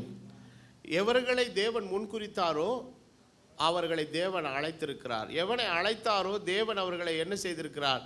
நீதிமான்களாக்கி இருக்கிறார், அவர்களை பரிசுத்தப்படுத்தி இருக்கிறார். கடைசியில் தேவன் அவர்களை மகிமைப்படுத்தியும் இருக்கிறார். அப்போ இது தேவன் கொடுத்த ஒரு உன்னதமான ஒரு அழைப்பு. அப்போது என்னிடத்தில் வருகிற ஒருவனையும் நான் என்ன செய்கிறதில்லை, புறம்பே தள்ளுகிறது. வருத்தப்பாட்டு பாரம் சுமக்கிறவர்களே, நீங்கள் எல்லாரும் என்னிடத்தில் வாருங்கள், நான் உங்களுக்கு என்ன கொடுப்பேன். So a call towards the salvation, ரட்சிப்பை நோக்கி கொடுக்கப்பட்ட அழைப்பு அனைவருக்கும் கொடுக்கப்பட்ட பொதுவான அழைப்பு. அதிலே கர்த்தருடைய பணியை செய்கிறதற்கென்று கொடுக்கிற அழைப்புங்கிறது ஒன்று இருக்குது பாருங்க. அதை தேவன் எல்லாருக்கும் அல்ல, சிலருக்கு கொடுத்திருக்கிறார். அப்போ கடந்த 2 வாரங்களில் நாம் தியானித்த வசனத்தின்படி எப்படி ஆண்டவர் வரங்களை பகிர்ந்து கொடுத்திருக்கிறாரோ அதை போலவே ஊழியங்களையும் தேவன் பகிர்ந்து கொடுத்திருக்கிறார். ஆமென். அப்போ அந்த ஊழிய பகிர்வு அப்படிங்கிற ஒரு விஷயத்தை கொடுக்கும்போது இதை நம்ம ஆண்டவருடைய சமூகத்தில் கூட இப்போ எல்லாரும் ஊழியம் செய்யணும்னு வாஞ்சா இருந்தால் கூட we can only நம்ம கேட்கலாம் ஆண்டவரிடத்தில், ஆண்டவரே நான் என்ன செய்ய நீர் சித்தமாக இருக்கிறீர். ஆண்டவரே கேட்குறாரு, யார் என்னுடைய காரியமாய் என்ன செய்வார்கள், போவார்கள். யார் என்னுடைய காரியமாய் போவார்கள். அப்போ யார் அவருடைய காரியமாக போவா அப்படின்னு கேட்கும்போது ஏசாயா என்ன பதில் சொல்கிறான், இதோ நீர் யாரையாவது என்ன செய்யும் அனுப்பும். ஆனாலும் சொல்கிறான் கடைசியில், இதோ இருக்கிறேன் ஆண்டவரே அப்படி தான் சொல்கிறான். என்னை அனுப்பு, நீர் அனுப்புனா நான் என்ன செய்கிறேன், போகிறேன். நானாக போகிறேன்லாம் சொல்லலை. அப்போ தேவனுடைய அழைப்பும் அனுப்புதலும் இந்த பிரதான ஊழியங்களுக்கு முக்கியமானது. இன்றைக்கி இந்த ஒரு பிரதான அழைப்பும் அனுப்புதலும் இன்றைக்கி அநேகரிடத்தில் இல்லாததுனால ஊழியம் செய்கிறேன்னு போயிட்டு என்ன பண்ணுறதுன்னா, என்னத்தையாவது போட்டு சொதப்பி அநேக இடங்களில் என்ன பண்ணுறாங்கன்னா ஊழியங்களை இன்றைக்கி நாசப்படுத்துகிற ஒரு கும்பல் இன்றைக்கி நிறைய என்ன செய்யுதுங்க இருக்குது. பிலிப்பியரில் அப்போஸ்தலனாகிய பவுல் ஒரு வார்த்தை எழுதுகிறார், நம்ம வாசிப்போம். பிலிப்பியருக்கு எழுதின நிருபம் 1வது அதிகாரம்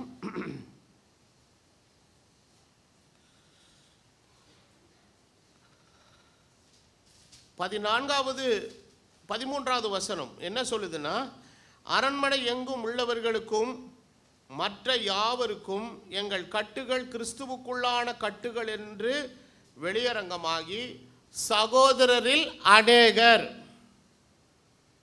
சிலரை அப்போஸ்தலராக, சிலரை தீர்க்கதரிசிகளாக, சிலரை மெய்ப்பராக போதகராக ஏற்படுத்தும் போது இங்கே எத்தனை பேர் கிளம்புறா?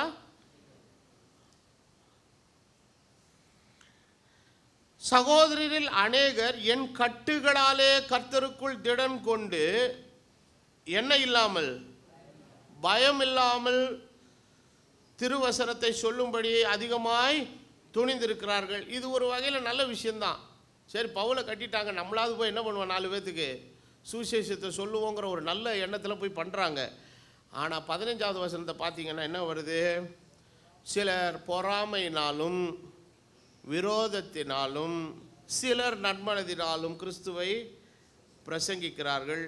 16வது வசனம், சிலர் என் கட்டுகளோடே உபத்திரவத்தையும் கூட்ட நினைத்து, இவன் ஊழியம் செய்கிறது மற்றவனுக்கு எதோ இன்க்ரீஸ் பண்ணி விடுது, கூடுதல் உபத்திரவத்தை இன்க்ரீஸ் பண்ணி விடுது. ஏன் நான் சொல்லும்போது என்ன சொல்லுவேன், அங்கே போய் என்ன தெரியுமா சொல்லுவேன், நான் யார் தெரியுமா, நான் பவுலோடு இருந்தவன். நம்மால் சொல்கிறான்ல, அண்ணனோடு இருந்தவன். புரியுதா உங்களுக்கு? இப்போ நம்மளை பிடிச்சி ஆற்ற ஏழ்ற எல்லா காலத்திலும் என்ன செய்யுது இருந்திருக்குது. சிலர் என் கட்டுகளுடைய உபத்திரவத்தை கூட்ட நினைத்து சுத்த மனதோட கிறிஸ்துவை அறியாமல், என்னது நல்ல மனசு கிடையாது அவனுக்கு. எதனால அறிவிக்கிறார்கள்? விரோதத்தினாலே. அப்படின்னா என்ன? அவருக்கு தான் ஊழியம் செய்ய தெரியுமா?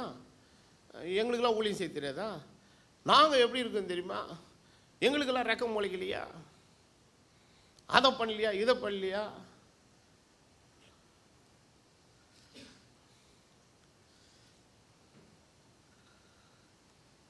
நான் சொல்கிறேன், ஊழியம் செய்ய விரும்புகிற எல்லாருக்கும் சொல்கிறேன், முதல்ல ஆண்டவர் நம்ம கொடுத்துருக்கிற ஒரு அற்புதமான ஒரு ஊழியம் என்னன்னா, நாமளும் நம்ம குடும்பமும் உண்மையும் உத்தமமாக ஒழுக்கமாக வாழ்கிறதா முதல் ஊழியமே.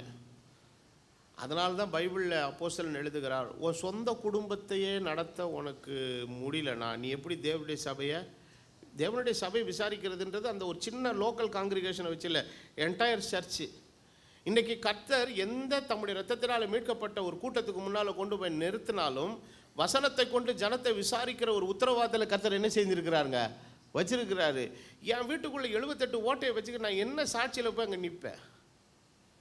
கண்காணியை குறித்து எழுதும்போது அப்போஸ்தலன் எழுதுகிற, உன் பிள்ளைய உனக்கு ஒழுங்காக நடத்த தூப்பு இல்லைன்னா நீ எதுக்கே வராத, இந்த மினிஸ்ட்ரிக்கே வராத. நான் பிள்ளைகளிடத்தில் திரும்ப திரும்ப சொல்லுவேன். நான் உங்கள் சாட்சி இருந்தால் தான் நான் ஊழியம் செய்ய முடியும். நீ சாட்சி இல்லைன்னா அது எனக்கு பெரிய சிக்கலாயிரும். நல்லா கவனிக்கணும், இது ரொம்ப முக்கியமானது. அப்போது உன்னுடைய குடும்பத்தையே நீ உன்னால் ஒழுங்காக ஒரு சரியாக நடத்த தெரியலனா நீ என்ன அர்த்தத்தில் நீ ஆண்டவருக்காக ஊழியம் செய்ய போகிற? நீ முதல்ல குடும்பத்துக்கு ஒழுங்காக ஊழியம் செய். மனைவிக்கு செய்ய வேண்டியது ஒழுங்காக முதல்ல என்ன பண்ணு, செய்.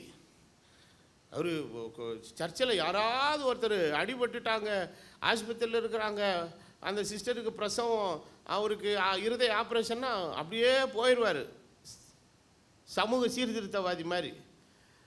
ஆனால் வீட்டில் பொண்டாட்டி கஷ்டப்படுவா, ஒரு சுடு தண்ணி வச்சு கொடுக்க மாட்டான். இங்கே என்ன ஊழியக்காரன் நீ கேட்குற? முதல்ல இதை கவனி, இதுதான் ரொம்ப முக்கியமானது. This is very important.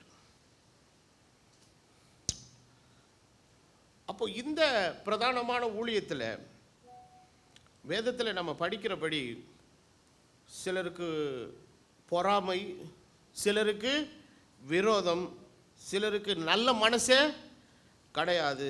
இது எதனால் அறிவிக்கிறாங்கன்னா விரோதத்தினால் அறிவிக்கிறாங்க. யாரை? கிறிஸ்துவ மேலே விரோதம் கிடையாது, ஆண்டவருடைய ஊழியக்காரன் மேலே இருக்கிற விரோதத்தில். நாங்களும் போய் என்ன பண்ணுறோம் பாருங்கள் அப்படின்னு போய் பண்ணுறது. ஆனால் எல்லாம் பண்ணாலும் சரி, எல்லாம் ஒரு நாள் ஆண்டவருடைய சமூகத்துக்கு முன்னால் எதுக்கு வந்தாகணுங்க? ஆமாம், எக்ஸ்டர்னல் எக்ஸாமினர் வராருங்க.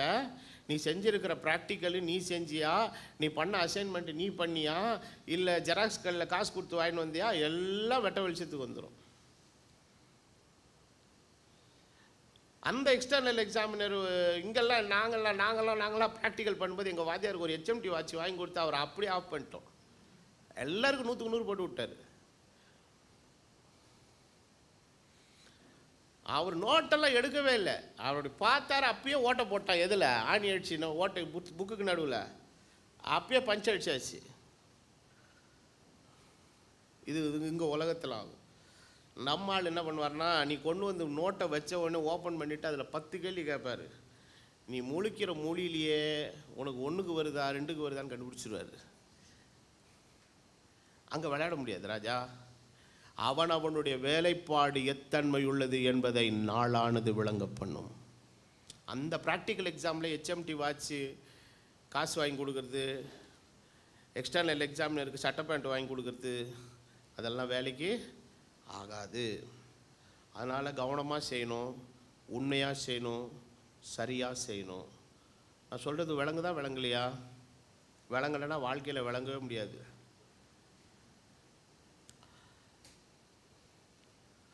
அப்போது ஆண்டவருடைய ராஜ்யத்தின் வேலையை செய்கிறதுக்கு இந்த வெறுப்புலேயும் விரோதத்திலையும் வைராக்கியத்திலையும் இதிலெல்லாம் போய் ஏற்கனவே இருக்கிற மந்தையை பிரித்து கெடுத்து நாசம் பண்ணி, ஏற்கனவே ஒரு ஊழியம் இருந்தால் அதுக்கு 100 மீட்டர்லேயே போய் இன்னொரு ஊழியத்தை ஆரம்பித்து இந்த மாதிரி பண்ணி நாசம் பண்ணுற ஊழியங்கள். இது மாதிரி சில ஊழியங்கள் எப்படி சக்ஸஸ் ஆகுதுன்னு கேட்டிங்கன்னா, ஏற்கனவே இருக்கிறது கொஞ்சம் கோக்குமாங்காக இருந்துச்சுன்னா அது தளச்சிக்கும். ஆனால் செய்கிற ஊழியம் ஏற்கனவே ஒன்று சத்தியத்துக்குன்னு உண்மையை உத்தமமாக செய்யும்போது அதுக்கு விரோதமாக போட்டியாக ஒருத்தன் பக்கத்தில் எழும்புனா கர்த்தர் அதை என்ன பண்ண மாட்டாருங்க, விடுறதில்லை.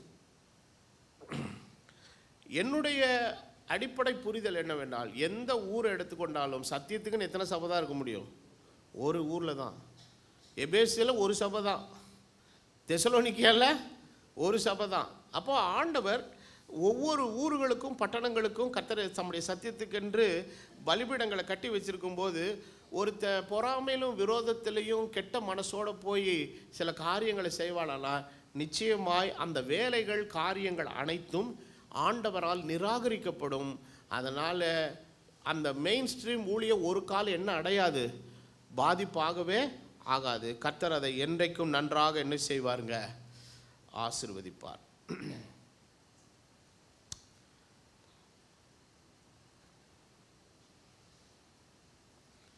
இப்போது இந்த 5 வித ஊழியங்களில் முதலாவது ஒரு காரியத்தை வேதம் சொல்லுகிறது அப்போஸ்தல ஊழியம் அப்படின்னு. அப்போது அப்போஸ்தலன் என்கிற சொல், அப்பாஸ்டல் என்கிற ஆங்கில வார்த்தைக்கு என்ன பொருள் என்று சொன்னால், த ஒன் ஹூ சென்ட், அனுப்பப்பட்டவன் என்று பொருள். எதற்காக அனுப்பப்பட்டவன்? தேவனுடைய ராஜ்யத்தை ஸ்தாபிக்க தேவனால் என்ன பண்ணப்பட்டவன்? அனுப்பப்பட்டவன். அப்போ இயேசுவனுடைய ஊழியம் எங்கே இருந்தனா, யூதேயாவிலும் சமாரியா, அந்த கலிலேயா, அந்த எருசலேமினுடைய சுற்றுப்பகுதிகளில் தான் இருந்தார். ஆனால் ஆண்டவர் தம்முடைய சீஷர்களை அழைத்த போது என்ன சொன்னார்? நீங்கள் உலகமெங்கிலும் போங்கள், சகல ஜாதிகளை என்னாக்குங்கள்? சீஷராக்குங்கள். என் நாமத்தினால் அவர்களுக்கு ஞானசானம் கொடுங்க. நான் கட்டளிட்ட எல்லாவற்றையும் அவர்களுக்கு என்ன செய்யுங்கள்? உபதேசம் பண்ண. நான் உங்களோடு கூட கடைசி வரைக்கும் என்ன செய்வேன்னார்? இருப்பேனார். அப்போது அப்போஸ்தல ஊழியம் என்பது ஒரு மிஷினரி ஊழியம். அப்போது தேவனுடைய அழைப்பை பெற்ற இந்த சீஷர்கள் நாலா திசைகளிலும் சிதறி, முதல்ல அவங்களுடைய ஊழியத்தினுடைய ஆரம்பம் எருசலேமில் தான் ஆரம்பித்தது. எருசலேமில் அவர்கள் ஊழியம் செய்ய செய்ய சீஷர்களுடைய எண்ணிக்கை நாளுக்கு நாள் என்ன செய்ததுங்க? பெருகி கொண்டே வந்தது. பிறகு உபத்திரவங்கள் அதிகமாய் வர ஆரம்பித்த உடனே சபை என்னது சிதறடிக்கப்பட்டது. ஆனால் அதில் அனுப்பப்பட்ட சிதறிப்போன எல்லாரும் சுற்றித்திருந்து கர்த்தருடைய ராஜ்யத்தை பிரசங்கித்தார். இப்போ இந்தியாவுக்கு இன்றைக்கு சுவிசேஷம் வந்தது எப்படி வந்தது? இன்றைக்கி இந்தியாவில் பொதுவாக பிற மார்க்கத்தினர் தீவிர மனநிலை உடையவர்கள், அவர்கள் கிறிஸ்தவத்தின் மீது வைக்கிற ஒரு பெரிய அபத்த சொல் என்னன்னு கேட்டிங்கன்னா, இது என்ன தெய்வம்? வெள்ளைக்கார சாமி அப்படிங்கிறா. இது வெள்ளைக்காரனுக்கு இதுக்கும் கிடையவே கிடையாதுரா.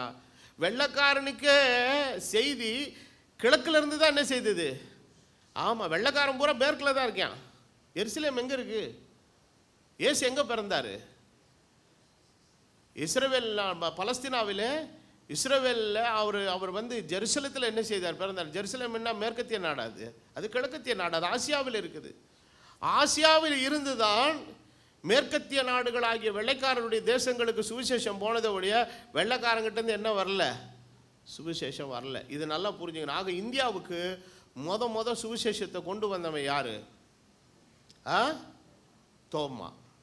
அதுக்கு அழகாக ஒழுங்காக பேர் வச்சான், சென்ட் தாமஸ் மவுண்ட் ரோடுன்னு வச்சுருந்தான். அவர் மரித்த இடத்துலேருந்து அந்த சாலை புறப்பட்டு கடைசியில் அது பாரிஸில் போய் அது என்ன செய்யுதுங்க? முடியுது. அவருடைய நினைவாக அன்றைக்கி பிரிட்டிஷ்காரன் என்ன பேர் வச்சான்? ஏனென்றால் அந்த சென்ட் தாமஸ் மவுண்டில் தான் இந்த உலகத்தினுடைய டிஸ்டன்ஸை அளக்கிறதுக்கான அந்த குறியீட்டினுடைய அந்த 0 பாயிண்ட் எங்கே தான் இருக்குது? கல் சென்ட் தாமஸ் மவுண்டில் தான் இருக்குது. அங்கேருந்து தான் டிஸ்டன்ஸ் என்ன செய்கிறாங்க? கணக்கு போட்டு சர்வே பண்ணாங்க அந்த நாட்களில் பிரிட்டிஷ்காரர்கள். ஸோ அதெல்லாம் ஒரு முக்கியத்துவம் வாய்ந்த ஒரு விதம். சரித்திர அடையாளங்கள் இருக்கிறது, சரித்திர சான்றுகள் இருக்கிறது. ஸோ சீஷன் என்கிற ஒருவன் இங்கே வந்தான் என்பதனுடைய நினைவாக தான் அதற்கு சென்ட் தாமஸ் மவுண்ட் ரோடு அப்படின்னு என்ன செய்தாங்க? பேர் வச்சாங்க. அதை நம்ம ஆட்கள் வேறு பேராக என்ன செய்தாங்க? மாற்றிட்டாங்க.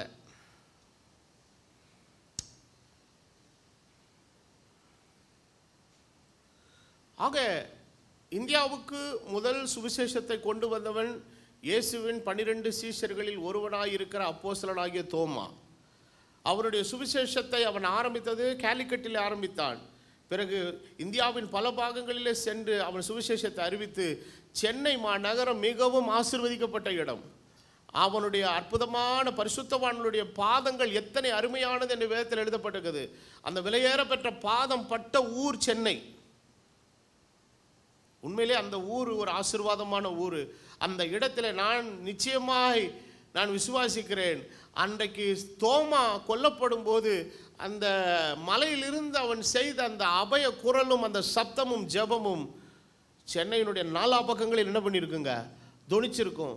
இன்றைக்கு அவன் கொல்லப்பட்டு கிட்டத்தட்ட 1800 1900 ஆண்டுகளுக்கு மேலாக ஆயிருக்கிறது. இன்றைக்கு சென்னை மாநகரத்துக்குள்ளே எத்தனை பேர் கர்த்தருடைய நாமத்தை தொழுது கொள்ளுகிறவர்கள் இருக்கிறார்கள்?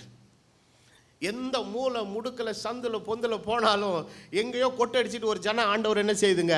துதித்து பாடுது.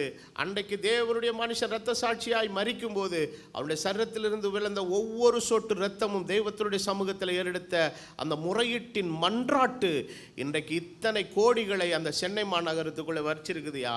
இதெல்லாம் மனுஷன் பணத்தினாலோ, வெள்ளைக்காரன் நேற்று வந்தான், அவனாலலாம் எதுவும் நடக்கலை. இந்த பூமியிலே இயேசுவின் சுவிசேஷம் அப்போஸ்தலனால் அறிவிக்கப்பட்டது. அதற்கு பின்னான காலங்களில் அவங்க வந்தாங்க, ஆண்டவருடைய சுவிசேஷத்தை அறிவிச்சாங்கன்றது அது அடுத்த ஹிஸ்ட்ரி அது. ஆகவே முதலாவது இந்த உலகத்துக்கு சுவிசேஷத்தை கொண்டு போன பங்கிலே இந்தியாவுக்கு சுவிசேஷத்தை கொண்டு வந்த அந்த முக்கிய பங்களிப்பு அப்போஸ்தலனாகிய தோமாவே சேரும். அப்போஸ்தலன் என்று சொன்னால் என்ன செய்யப்பட்டவன்?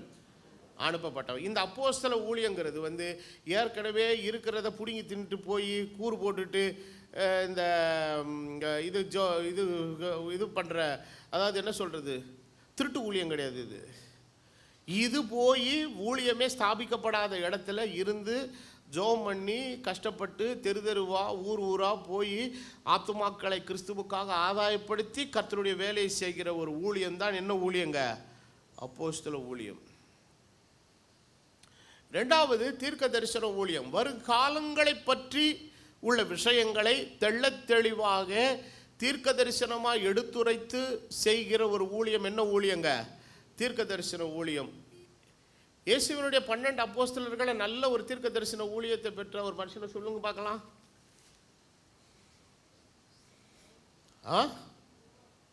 யோவான் பாருங்க, என் ஸ்டூடெண்ட் கரெக்டாக பதில் சொல்கிறாங்க பாருங்க. யோவானுக்கு கர்த்தர் எத்தனை அதிகாரத்தை வெளிப்படுத்தினார்? வெளிப்படுத்துகிற விசேஷத்தில் இருக்கிற 22 அத்தியாயங்களும் தீர்க்க தரிசனங்கள். இனி வரப்போகிறவைகளை என்ன செய்யுது, இனி சீக்கிரத்தில் சம்பவிக்க போகிறவைகளை கர்த்தர் தம்முடைய தாசனாகிய யோவானுக்கு என்ன செய்தாருங்க? வெளிப்படுத்தினார். The Yovan was the prophet of God. அப்போ அவனுடைய அப்போஸ்தல ஊழியத்தில் அவனுக்கு எதுவும் கூட கொடுக்கப்பட்டிருந்ததுங்க? தீர்க்க தரிசன ஊழியமும் கொடுக்கப்பட்டிருக்கிறது. ஆனால் எபேசு சபையின் காலத்துக்கு தூதனாக அப்போஸ்தலனாகிய பவுலை சொன்னாலும் கூட பவுலுக்கு சில வெளிப்பாடுகளை கொடுத்த தெய்வம் இந்த ஊழியத்தை செய்கிறதுக்கு அவங்க கையில் என்ன செய்யலைங்க? கொடுக்கல. கர்த்தர் என்றைக்குமே எப்படி எப்படி டிஸ்ட்ரிபியூஷன் பண்ணணுமோ அதை க்ளீனாக என்ன பண்ணுவார்? தேவனுடைய ராஜ்யத்தின் வேலைங்கிறது ஒன் மேன் ஷோவே கிடையாது. நானே பண்ணி, நானே விதைச்சி, நானே தண்ணி வச்சு, நானே அறுவடை பண்ணி, நானே குத்தி, நானே அரிசியாக்கி, நானே தின்னு, நானே செத்து போயிடுவேன். புரியுதா உங்களுக்கு? இந்த மாதிரி ஒரு கும்பல் இருக்கு. ஆனால் அப்போஸ்தலனாகிய பவுல் என்ன சொல்றான்? நான் நட்டேன், விதையை போட்டு போனேன். யாரோ ஒருத்தர் அப்போலோன்னு ஒருத்தன் ஓடியாந்தான். அவன் என்ன ஊற்றுறான்? இது பவுல் போட்டு, இதுக்கு நான் தண்ணி ஊற்றணுமாக்கும்? தேவையில்லை.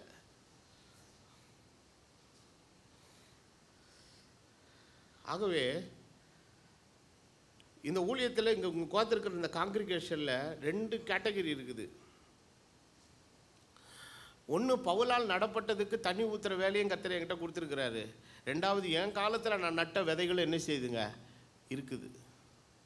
என்ன அது கொஞ்சம் அந்த மற்ற அப்போஸ்தலனால நடப்பட்டு கொஞ்சம் பீத்திக்கும். நாங்கள் அண்ணனோடு இருந்தோன்னு பீத்திக்கும். சொல்கிறது தப்பு இல்லை. அப்படி பார்த்தா நானும் பீத்திக்கணும் இல்லை, ஒழுங்காக இருக்கணும் இல்லை, சாட்சி இருக்கணும் இல்லை. அது இருக்கிறதுக்காக ஆண்டவருக்கு ஸ்தோத்திரம். அது ரொம்ப முக்கியம். ஸோ இது எல்லாம் ஒரு பிரயாசம். இது அவர் வச்சது, இவர் வச்சது, இது பண்ணுது. நான் சில ஊழியங்களில் போய் பார்த்துருக்குறேன். அந்த ஒரு ஊழியத்தை உருவாக்கினவருடைய அந்த தலைமைத்துவ பண்பு கடைந்து போன உடனே அடுத்ததெல்லாம் என்ன செய்ய ஆரம்பிக்குதுங்க? பிச்சுக்க ஆரம்பிக்குது. ஆனால் வசனம் என்ன சொல்லுது? நான் நட்டேன், அப்போல்லோ நீர் பாய்ச்சினான், தேவன் விளைய செய்தார். நடுகிறவனாலும் கிடையாது, தண்ணி ஊற்றி நீர் பாய்ச்சுகிறனால இல்லை, விளைய செய்கிற தேவனாலே எல்லாம் உண்டா. அவனவன் செய்த வேலைக்குரிய பலனை என்ன செய்வாங்க? பெறுவான். அல்லேலூயா. அப்போது உங்களுக்கு என்னைக்கு நான் தப்பாக பிரசங்கம் பண்ணேன்னா அன்னைக்கு தான் நான் கெட்ட ஊழியக்காரன். ஏன் மனசாட்சி அறிஞ்சு ஒரு நாள் இந்த இடத்துல நான் தப்பாகவே என்ன செய்யலை? பிரசங்கம் பண்ணலை. இதுக்கு தேவனே என்னது? சாட்சி. அப்போ விட்டுட்டு போனவா எதுக்கு போனான்னு கேட்டிங்கன்னா, அவள் தனக்குன்னு ஒரு ஜெயஸ்தம்பத்தை நாட்டை என்ன செஞ்சுருக்குது? போயிருக்குது. போயிட்டு ஆண்டவர் சமூகத்தில் நின்றுக்கிட்டோம். ஆண்டவர் தாமே அவங்கள காப்பாற்றிட்டோம். இப்போ நம்ம அவங்கள பற்றி பேச இங்கே வரல. அப்போது பவுலுக்கு எவ்வளோ காரியங்களை கொடுத்தாரு, பேதுருக்கு ஒரு ஸ்தானத்தை கொடுத்தாரு. அப்போது இதில் நீங்கள் பைபிளில் படித்தீங்கன்னா இந்த அப்போஸ்தலர்கள் எல்லாரும் தங்களை அப்படி நெஞ்ச நிமித்தி பேசுகிறதுக்கு அவங்கக்கிட்ட சில சாலிடான விஷயங்கள் இருந்தது. இருக்கிற அந்த சூழ்நிலையில் தான் கர்த்தர் 22 அதிகாரத்தை தீர்க்க தரிசனமாய் ஊழியத்தில் செய்து அதை இன்றைக்கு வைத்து விட்டு போகிறதுக்கு கர்த்தர் யாரை தான் தெரிந்து கொண்டா? யோவானை கர்த்தர் தெரிந்து கொண்டார். பவுலுக்கு அடுத்தபடியாய் அதிக நிருபங்களை எழுதினவன் யோவான் தான். 3 டைமென்ஷனில் அவன் புஸ்தகம் எழுதியிருக்கிறான். ஒரு சுவிசேஷத்தையும் எழுதியிருக்கிறான், நிருபத்தையும் எழுதியிருக்கிறான், ஒரு தீர்க்க தரிசன புஸ்தகத்தையும் எழுதியிருக்கிறான். இந்த வாய்ப்பு வேறு யாருக்குமே இல்லை. பவுல் எழுதினதெல்லாம் பவுல் எழுதினது சுவிசேஷமே இல்லை. ஆனால் இயேசு எப்படிப்பட்டவர் என்று எழுதியிருக்கிறான். இயேசுவனுடைய வாழ்க்கை வரலாறை பற்றி எழுதுறதுக்கு அவனுக்கு ஒன்றுமே சரக்கு கிடையாது. காரணம், இயேசு இருந்த காலத்தில் அவன் வாழ்ந்தவன் அல்ல. அவர் எப்படி இருந்தார், எப்படி போனார் ஒன்றுமே தெரியாது அவனுக்கு. ஆனால் அவனுடைய ஊழியத்தில் அவன் எழுதின நிருபங்கள் அனைத்தும் சபைக்கு அளிக்கப்பட்ட போதனைகள் தான். இந்த டாக்டரின்ஸ் தான் அவன் மூலமாக கிடைச்சிது. ஆனால் தீர்க்க தரிசன காரியங்கள் எல்லாம் எதன் மூலமாய் கொடுக்கப்பட்டது என்று சொன்னால் அப்போஸ்தலனாகிய யோவான் மூலமாய் கொடுக்கப்பட்டது. ஆக சிலரை கர்த்தர் எப்படி தெரிந்து கொள்கிறார்? அப்போஸ்தலராக, அவன் மிஷனரிகளாக தெரிந்து கொள்கிறார். சிலரை தேவன் தீர்க்க தரிசன ஊழியத்திற்காக தேவன் என்ன செய்கிறார்? நான் ஏற்கனவே உங்களுக்கு சொன்னேன், பழைய ஏற்பாட்டு தீர்க்க தரிசிகளுடைய நிலை வேற, தீர்க்க தரிசன ஊழியம் என்பது வேற, தீர்க்க தரிசன வரம் என்பது வேறு. அப்போஸ்தலனாகிய பவுல் அப்போஸ்தல ஊழியத்துக்கு வருகிறதற்கு முன்பதாக சில காலம் அந்தியோகியாவிலே போதகராகவும் தீர்க்கதரிசிகளாகவும், என்ன தீர்க்கதரிசிகள் என்ன, தீர்க்க தரிசன வரம் பெற்ற தீர்க்கதரிசிகளாக இருந்து அவங்க என்ன பண்ணாங்க, சபைக்குள்ள செயல்பட்டாங்க. ஆனால் அவன் ஊழியத்துக்கு, அப்போஸ்தல ஊழியத்துக்குன்னு பிரித்தெடுக்கப்பட்டு வந்ததுக்கப்புறம் அவன் நிறைய ப்ராஃபஸி சொன்னது வேதத்தில் என்ன செய்திருக்குதுங்க, இடம்பெற்றிருக்கு. அப்போஸ்தல நடவடிக்கைகளில் சொல்ல, நான் போன பின்பு மந்தையை தப்ப விடாத ஓநாய்கள் என்ன செய்யினார் வரும்னு அவர் சொல்லியிருக்கிறாரு. தீமோத்தேயுவில் எழுதும்போது சொன்னார், கடைசி காலங்களில் கொடிய காலங்கள் வரும் என்று அறிவாயாக மனுஷர் இவ்விடமாகவெல்லாம் இருப்பார்கள் என்று சொல்லி எழுதுகிறான். ஸோ அவனுடைய ஊழியத்தில் தீர்க்க தரிசன ஊழியத்தினுடைய பங்களிப்பும் என்ன செய்ததுங்க, இருந்தது. அப்போ தேவன் சிலரை அப்போஸ்தலராக தெரிந்து கொள்கிறார், சிலரை தீர்க்கதரிசிகளாக தெரிந்து கொள்கிறார், சிலரை சுவிசேஷகராக தெரிந்து. சுவிசேஷகன் என்று சொன்னால் நல்ல செய்தியை கொண்டு போகிறவன், என்னதுங்க. அப்போ சுவிசேஷத்தை அறிவிக்கிறவன் கிறிஸ்துவுக்காக யார் ஆதாயம் பண்ணுறவங்க, ஆத்துமாக்களை ஆதாயம் பண்ணுகிறவன். அப்போ அவருடைய சுவிசேஷத்தின் பணி எங்கெல்லாம் இருக்குதுன்னா, அவன் நிற்கிற இடமெல்லாம் அவனுக்கு அதுதான், அதான் அவனுக்கு ஃபீல்டு. அவன் ஒரு பிரயாணத்தில் இருக்கலாம், அவன் ஒரு பஸ் ஸ்டாண்டில் இருக்கலாம், ஒரு பயணத்தில் இருக்கலாம், ஒரு விமானத்தில் இருக்கலாம், ஒரு பேருந்து நிலையத்தில் இருக்கலாம், ஒரு ரயில் பயணத்தில் இருக்கலாம், அவன் ஒரு கூட்டத்தில் இருக்கலாம், ஒரு சபைக்குள்ளே இருக்கலாம். எங்கே இருந்தாலும் சுவிசேஷனுக்கு ஆத்துமாக்களை குறித்த ஒரு பாரத்தோடு உள்ள ஒரு பணியை கர்த்தர் அவனுக்கு என்ன பண்ணியிருக்கிறாருங்க, கொடுத்திருக்கிறார். ஆனால் ஜென்ரல் அழைப்புன்னு ஒன்று இருக்குது இந்த சுவிசேஷத்தை பொறுத்த வரைக்கும். சுவிசேஷத்தை அறிவிப்பது எல்லார் மீது விழுந்த கடமை அப்படின்னு சொல்லப்படும். இதுக்கெல்லாம் ஒரு பெரிய ப்ரொஃபஷனலிசம், ஒரு பெரிய கிரேட் காலிங்கெல்லாம் உனக்கு தேவையில்லைங்க. ஏன் உங்கள் வீட்டுக்கு பக்கத்து வீட்டில் இருக்கிறவங்க சுவிசேஷம் சொல்லி யாராவது சுவிசேஷம் வரணுமா? நீங்கள் பெற்ற நன்மையை மற்றவர்களுக்கு என்ன பண்ணுறீங்க சொல்லுங்கள். யான் பெற்ற இன்பம் பெருக இவ்வையகன்னு சொன்னது மாதிரி வர்ற எல்லாருக்கும் என்ன சொல்லலாங்க, சுவிசேஷத்தை சொல்ல. நம்ம வீட்டுக்கு வருகிறவர்கள், போகிறவர்கள், உறவினர்கள், பார்க்கிறவர்கள், பழகுகிறவர்கள், எவ்வளோ பேரை கிறிஸ்துவுக்காக நம்ம ஆதாயப்பட, அது கிறிஸ்துவனுடைய அன்பை நாம் பெற்றதின் அடிப்படையில் நாம் ஆண்டவருக்காக. ஆனால் இந்த பிரத்யேகமான சுவிசேஷ ஊழிய அழைப்புன்னு வரும்போது அவர்கள் சென்று ஜனங்களை, அநேகரை கிறிஸ்துவுக்குள்ள என்ன செய்வாங்க, வழிநடத்துவாங்க. ஸோ தேவன் சிலரை அப்போஸ்தலராக, சிலரை தீர்க்கதரிசியாக, சிலரை அதுக்கப்புறம் சிலரை என்னவா ஏற்படுத்தியிருக்கிறார்னா மெய்ப்பர்களாக. அப்போ ரட்சிக்கப்பட்ட ஆத்துமாக்களை ஒரு மந்தையாக வைத்து அவர்களை சரியானபடி நடத்த வேண்டிய ஒரு பொறுப்பு அவர்களுக்கு என்ன செய்துங்க இருக்குது. இப்போது இதில் மெய்ப்பத்துவம் என்கிற ஒரு ஊழியம்னு வரும்போது இது மல்டி டைமென்ஷனல் மினிஸ்ட்ரி. அவன் சுவிசேஷகனாகவும் இருக்கணும், அதே நேரத்தில் நல்ல ஒரு போதகனாகவும் என்ன செய்யணுங்க இருக்கணும். இது ஆன் ஸ்டேஜ் பண்ணுறது. ஆனால் ஆஃப் ஸ்டேஜ் பண்ணுறது என்னன்னா, அந்த ஆடுகளின் நிலைமை அறிந்து அந்த ஆடுகளை ஒவ்வொன்றையும் விசாரிக்க, அந்த ஆடுகளுக்கு வேண்டிய ஆலோசனைகளை கொடுக்க. வெறும் போதகன் என்கிற நிலைமையில் வர்றவன் ஒரு சபைக்குள்ளே வரும்போது ஒரு போதனையை சொல்லிட்டு போயிடுவான், அவ்வளோதான், முடிஞ்சு போச்சு, அதோட அவனோட டியூட்டி வேலை. பட் ஒரு மெய்ப்பனுடைய ஊழியம் என்பது அப்படிப்பட்டது அல்ல. ஈச் அண்ட் எவ்ரி இப்போ எனக்கு கீழே கொடுக்கப்பட்டிருக்கிற இந்த 100 ஆடுகளினுடைய ஒவ்வொரு ஆளுனுடைய கேரக்டர் என்ன, அவங்க சூழ்நிலை என்ன, பிரச்சனை என்ன, எப்போ ஃபோன் பண்ணணும், என்ன காரியங்களை விசாரிக்கணும், எங்கே டோஸ் கொடுக்கணும், எல்லாமே நமக்கு தெரியும். அது பண்ணிக்கிட்டே இருக்கணும். அது ப்ரோட்டோக்கால் என்ன செஞ்சுக்கிட்டே இருக்குங்க, தொடர்ந்து வந்துக்கிட்டே இருக்கும். ஆனால் ஆடுங்க கிட்டேருந்து ஃபோன் வராது. வந்ததுன்னா ஏதாவது 7:30 கூட்டிகிட்டு தான் ஃபோன் பண்ணும்.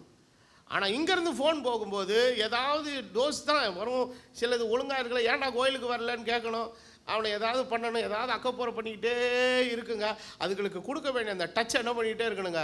சிலது அப்படியே ஏதாவது பிரச்சனையில் நொந்து நூடுல்ஸாக உட்காந்துருக்கோம். அப்பப்போ ஃபோன் பண்ணி சோர்ந்து பார்க்க தைரியமாக இருக்கு, கர்த்தர் உன்னோட இருக்கிறாரு, அவனுக்காக ஜெபம் பண்ணுறேன், அப்பா நல்லா இருறாடா, தூங்குடா நல்லா நிம்மதியாக அப்படின்னு ஒரு நைட்டு ஒரு 10 மணிக்கு ஒரு ஃபோன் கால் அடிச்சு விட்டேன்னு வைங்களேன், கொஞ்சம் நிம்மதியாக தூங்குவான். சரி, நம்மளையும் கூப்பிட்டு விசாரிக்க 4 பேர் என்ன செய்கிறாங்களே இருக்கிறாங்களே. இது ஒரு நல்ல மெய்ப்பத்துவத்துக்குரிய பண்பு. இது அவன் ரொம்ப ப்ரொஃபஷனலிசமாக அப்படியே ரொம்ப ரிசர்வ்டாலாம் இந்த மினிஸ்டர் மாதிரிலாம் இருக்க முடியாதுங்க. அவங்க காரியத்தில் நம்ம ஈடுபட முடியும். முந்தைய காலங்களில் மெய்ப்பத்துவ ஊழியத்தில் இருக்கிறத விட இன்றைய காலத்தில் மெய்ப்பத்துவ ஊழியத்தில் இருக்கிறதுக்கு நிறைய அந்த தொழில்நுட்பம் ரொம்ப என்ன கொடுக்குதுங்க, வசதி இருக்குது. அந்த நமக்கு இருக்கக்கூடிய அந்த வாட்ஸ்அப்பு, இந்த ஃபோன் தொடர்பு, அந்த நாட்கள்லாம் யாரையுமே தொடர்பு கொள்ள முடியாது. எல்லார் வீட்லேயும் ஃபோன் இருக்காது. ஃபோன் லேண்ட்லைன்னா ஒரு 5 பேர் வீட்டில் இருக்கும், 6 பேர் வீட்டில் இருக்கும். எல்லோரும் ஃபோன் வச்சுருக்க மாட்டாங்க. இன்றைக்கி ஒரு வீட்டில் 6 ஃபோன் 7 ஃபோன் இருக்குது. ஒருத்தன் ஃபோன் எடுக்கலாம் கூட இன்னொருத்தன் ஃபோனு. ஐயா, இந்த மெய்ப்பத்துவ ஊழியங்கிறது அதுதான், அந்த மாதிரி ஒரு நிலைமை. அப்போ இயேசு கிறிஸ்து வெறும் போதிக்கிற ஒரு ஆக மாத்திரமல்ல, ஒவ்வொரு ஆத்துமாவோடும் ஒரு பர்சனல் டச் அவருக்கு என்ன செய்ததுங்க இருந்தது. அவர்களை விசாரிக்கிறவராய், அவரை கேட்கிறவராய், அவர்களிடத்திலே அவர்களுக்காக பரிந்து பேசுகிறவர்களாய். சில நேரத்தில் நம்ம உண்மையான மனசோடு சில நேரங்களில் விசாரிக்கணும்னு சொன்னால் பேசவே மாட்டான். ஏன்னா நம்மக்கிட்ட சொல்கிறத அவன் பயப்படுவான். எதுக்கு பயப்படுறான்னு எனக்கு புரியல. ஆனால் எங்கெங்கே எவன்லாம் ஊரில் கொண்டு போய் வத்தி வைப்பானா எல்லார்கிட்டையும் சொல்லிடுவான். நீ என்ன அக்கப்போரை பண்ணாலும் அது காற்றுல சுற்றி அது கரெக்டாக பூமராங்க மாதிரி என்கிட்ட என்ன செஞ்சிடும், எனக்கு மறைவானது ஒன்றுமே இல்லை. புரியுதோ? புரியுதா? நன்னா புரியுதா? புரியலையா? கொஞ்சம் கஷ்டமாக இருக்கும் சொல்கிறது. நல்லா ஆந்த மாதிரி முழிக்கிறது வரும் ஒவ்வொருத்தரும். அப்போஸ்தலராக, தீர்க்கதரிசியாக, சுவிசேஷகராக, மெய்ப்பராக, கடைசியில் போதகராக. அப்போது மெய்ப்பத்துவ ஊழியத்தில் இருக்கிறவன் சுவிசேஷகராக இருக்கணும், போதகனாக இருக்கிறது இல்லாமல் போதக ஊழியத்தையே ஒரு சிறப்பான பணியாக செய்கிற நல்ல பைபிள் டீச்சர்ஸ் இருக்கிறாங்க. இன்னைக்கு ஆவிக்குரிய உலகத்தில் சற்று தொய்வோடு காணப்படுகிற ஒரு ஊழிய பாகம் எதுன்னு பார்த்தீங்கன்னா எதுதான், இந்த போதன ஊழியத்தான். ஆண்டவர் 2 காரியங்களை சீஷர்களிடத்தில் கொடுத்தார். நீங்கள் உலகமெங்கிலும் போய் எல்லாரும் என்ன ஆக்குங்கள், சீஷராக்குங்கள். அதோடவா விட்டுட்டாரு. அடுத்த ஒரு பாகம் சொல்கிறார், என்னது, நான் கட்டளையிட்ட எல்லாவற்றையும் கை கொள்ள அவங்களுக்கு என்ன பண்ணுங்க, உபதேசம் பண்ணுங்க.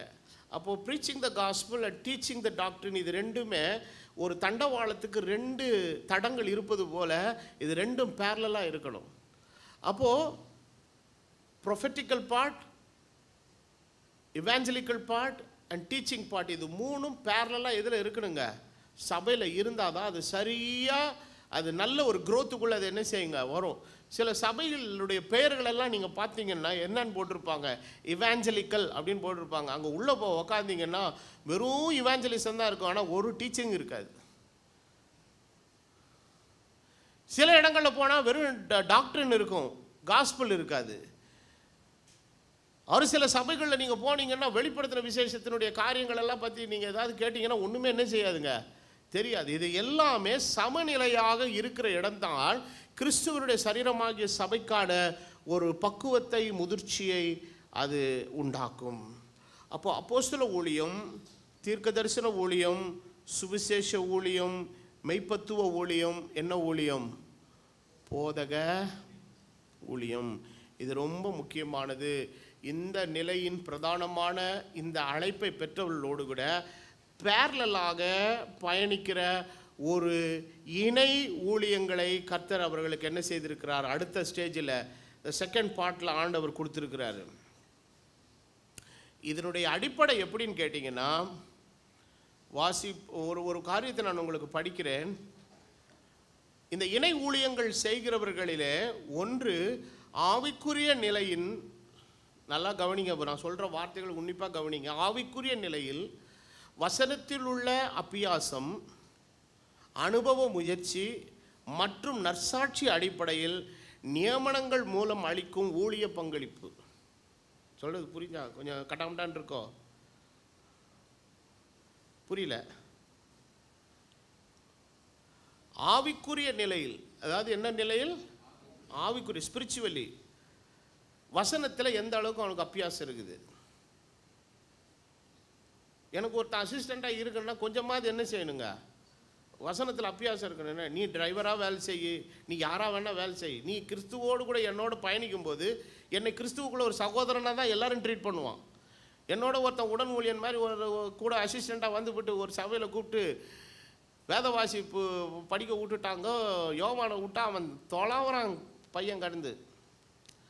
கடைசியில் நம்மளால் மானக்கேடு ஆகக்கூடாதுன்னு சொல்லி நான் திறந்து வச்ச பைபிளை அவங்க கையில் கொடுத்து அவன் பைபிளை நான் பிடிங்கி வச்சுக்கிட்டேன். வேறு என்ன பண்ணுறது? இந்த மாதிரி அறிவுஜீவிகள்லாம் இருக்கிறாங்க. ஏன்னா படிக்கிறது கிடையாது. இப்படியே உட்காந்து இந்த குழுன்னு அப்படியே உட்காந்துட்டு அடகாக்கும் கோழி மாதிரி உட்காந்துட்டு அப்படியே ஆமேன் போட்டவொன்னே என்ன செய்ய வேண்டியது? எந்திரிச்சு போயிட வேண்டியது. இந்த மாதிரி இருக்கக்கூடாது. அப்போ ஊழியத்தில் உடன் ஊழியனாய் பயணிக்கிறவனுக்கு முதல்ல என்ன தேவை? ஊழியத்தினுடைய காரியத்தில் வசனத்தில் அபியாசம் தேவை. இன்றைக்கி நான் எல்லா வசனத்தையும் நான் ரெஃபரன்ஸ் சொல்ல மாட்டேன். சில வசனங்களுக்கு நான் வந்து அப்படியே ஃப்ளோவில் அடித்து விட்டு போகிறேன். அப்போ ஃப்ளோவில் அடித்து விடும்போது அதை டிஸ்பிளேயில் போடணுன்னா அது எந்த வசனம்னு என்ன செய்யணும்? கீழே உட்காந்துருக்க அவளுக்கு தெரியணும் இல்லை?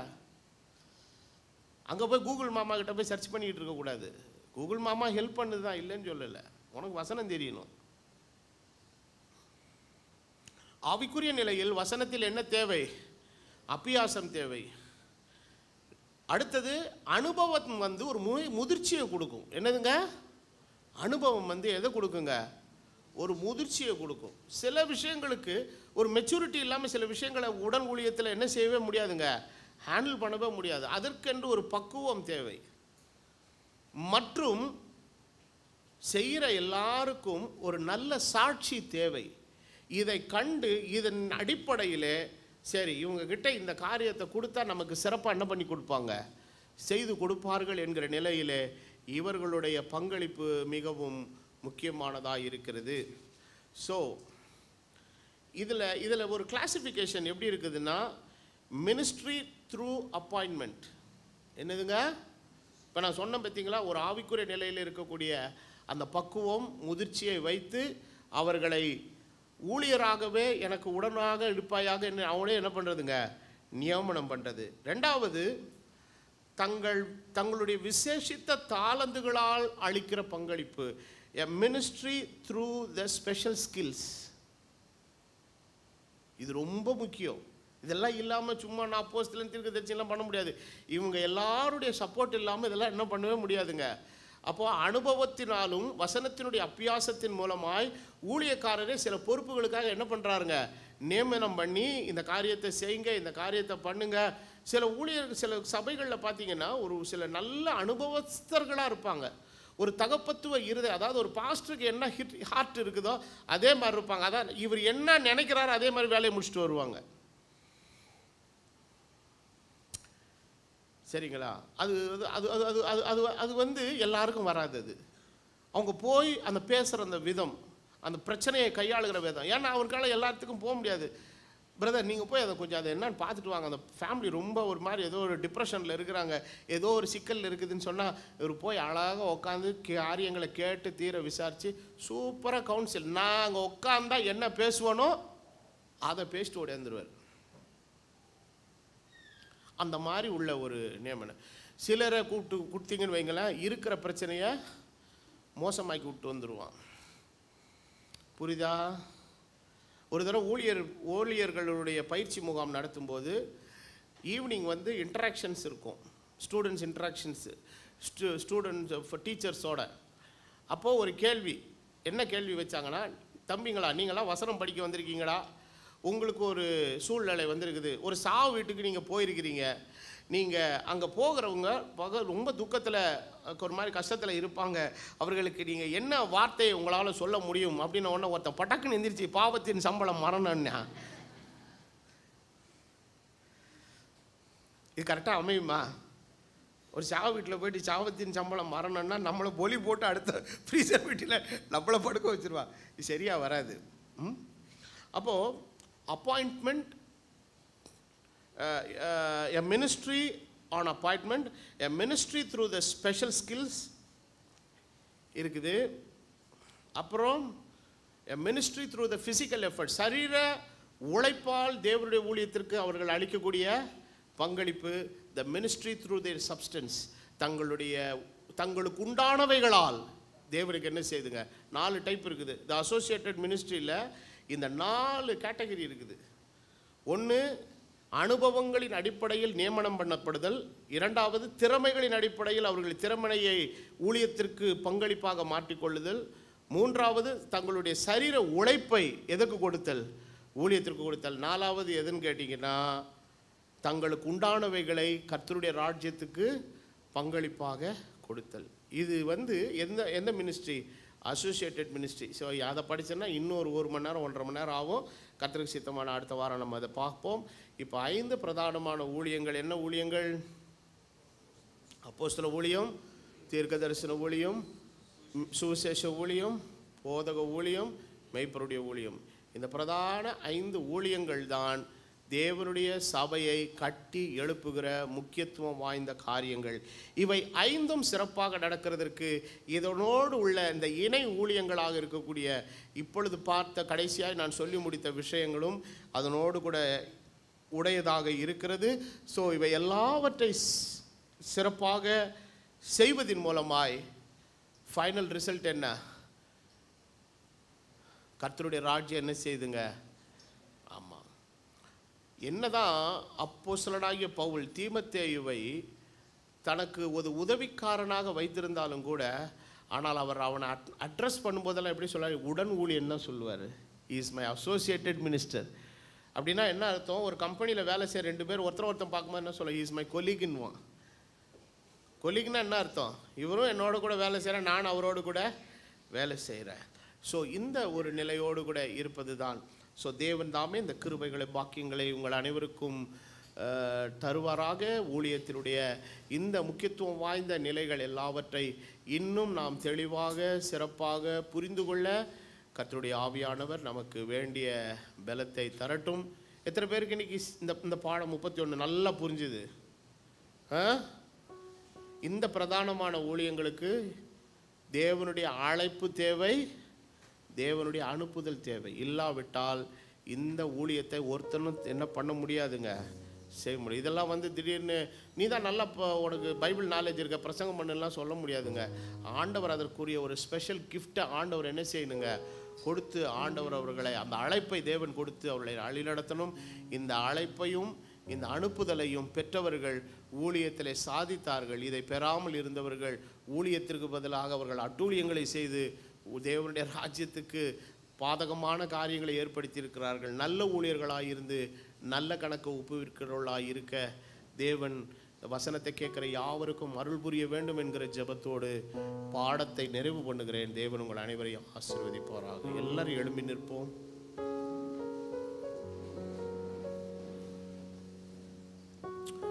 நாம் அனைவரும் தலைவணங்கி ஜெபம் பண்ணுவோம். எங்களை நேசிக்கிற எங்கள் நல்ல பிதாவே, நீர் தந்த நல்ல வார்த்தைக்காக நன்றி. இந்த சபையிலே கர்த்தர் நல்ல போதனைகளை நீர் கொடுத்து கொண்டு வருகிறதற்காக உமக்கு ஸ்தோத்திரம். தொடர்ந்து உம்முடைய பிள்ளைகளை நீர் அதிகமாக நீர் ஆசீர்வதியும் வழிநடத்தும். உம்முடைய தயவுள்ள பிரசன்னத்துக்குள்ளே எல்லாவற்றையும் நான் ஒப்பு கொடுக்கிறேன். கர்த்தர் உம்முடைய கிருபையின் கரத்துக்குள்ளே நீர் மூடி மறைத்துக் கொள்ளுவீராக. வேண்டிய எல்லா நன்மைகளை கிருபைகளை நீர் அருளும். கேட்ட வசனம் எங்கள் வாழ்க்கைக்கு பிரயோஜனமாக இருப்பது மாத்திரமல்ல, அதன்படி நடக்க எங்களுக்கு நீர் அருள் புரியும் ஆண்டவரே. தொடர்ந்து தேவனுடைய கிருபை இருக்கட்டும். இந்த ரஜா நாட்களில் வெளியூர்களுக்கு சென்றிருக்கிற அருமையான பிள்ளைகளை நீர் பாதுகாத்து அவருடைய பிரயாணங்களை வாய்க்க செய்து சுகபத்திரமாய் எங்கள் இடங்களுக்கு நீர் கொண்டு வந்து சேர்ப்பீராக. உம்முடைய தயவும் கிருபையும் உடைய ஜனத்தோடு கூட இருக்கட்டும். தொடர்ந்து நடக்க போகிற சண்டே ஸ்கூலை கர்த்தர் ஆசீர்வதித்து நடத்தும். அதற்கு பின்பு நடக்கிற நீர் ஆகாரத்தை கர்த்தர் ஆசீர்வதித்து அனைவரும் பங்கெடுக்க சந்தோஷமாய் கடந்து செல்ல கர்த்தர் கிருபை அருளும். உம்முடைய தயவுள்ள பிரசன்னத்துக்குள்ளே எங்களை முற்றிலுமாய் ஒப்பு கொடுக்கிறேன். எல்லா கணமும் துதி மகிமையும் இயேசு கிறிஸ்து ஒருவருக்கே உண்டாகட்டும். இயேசுவின் விலையேற பெற்ற நாமத்தில் வேண்டுதல் செய்கிறேன். ஆமென்.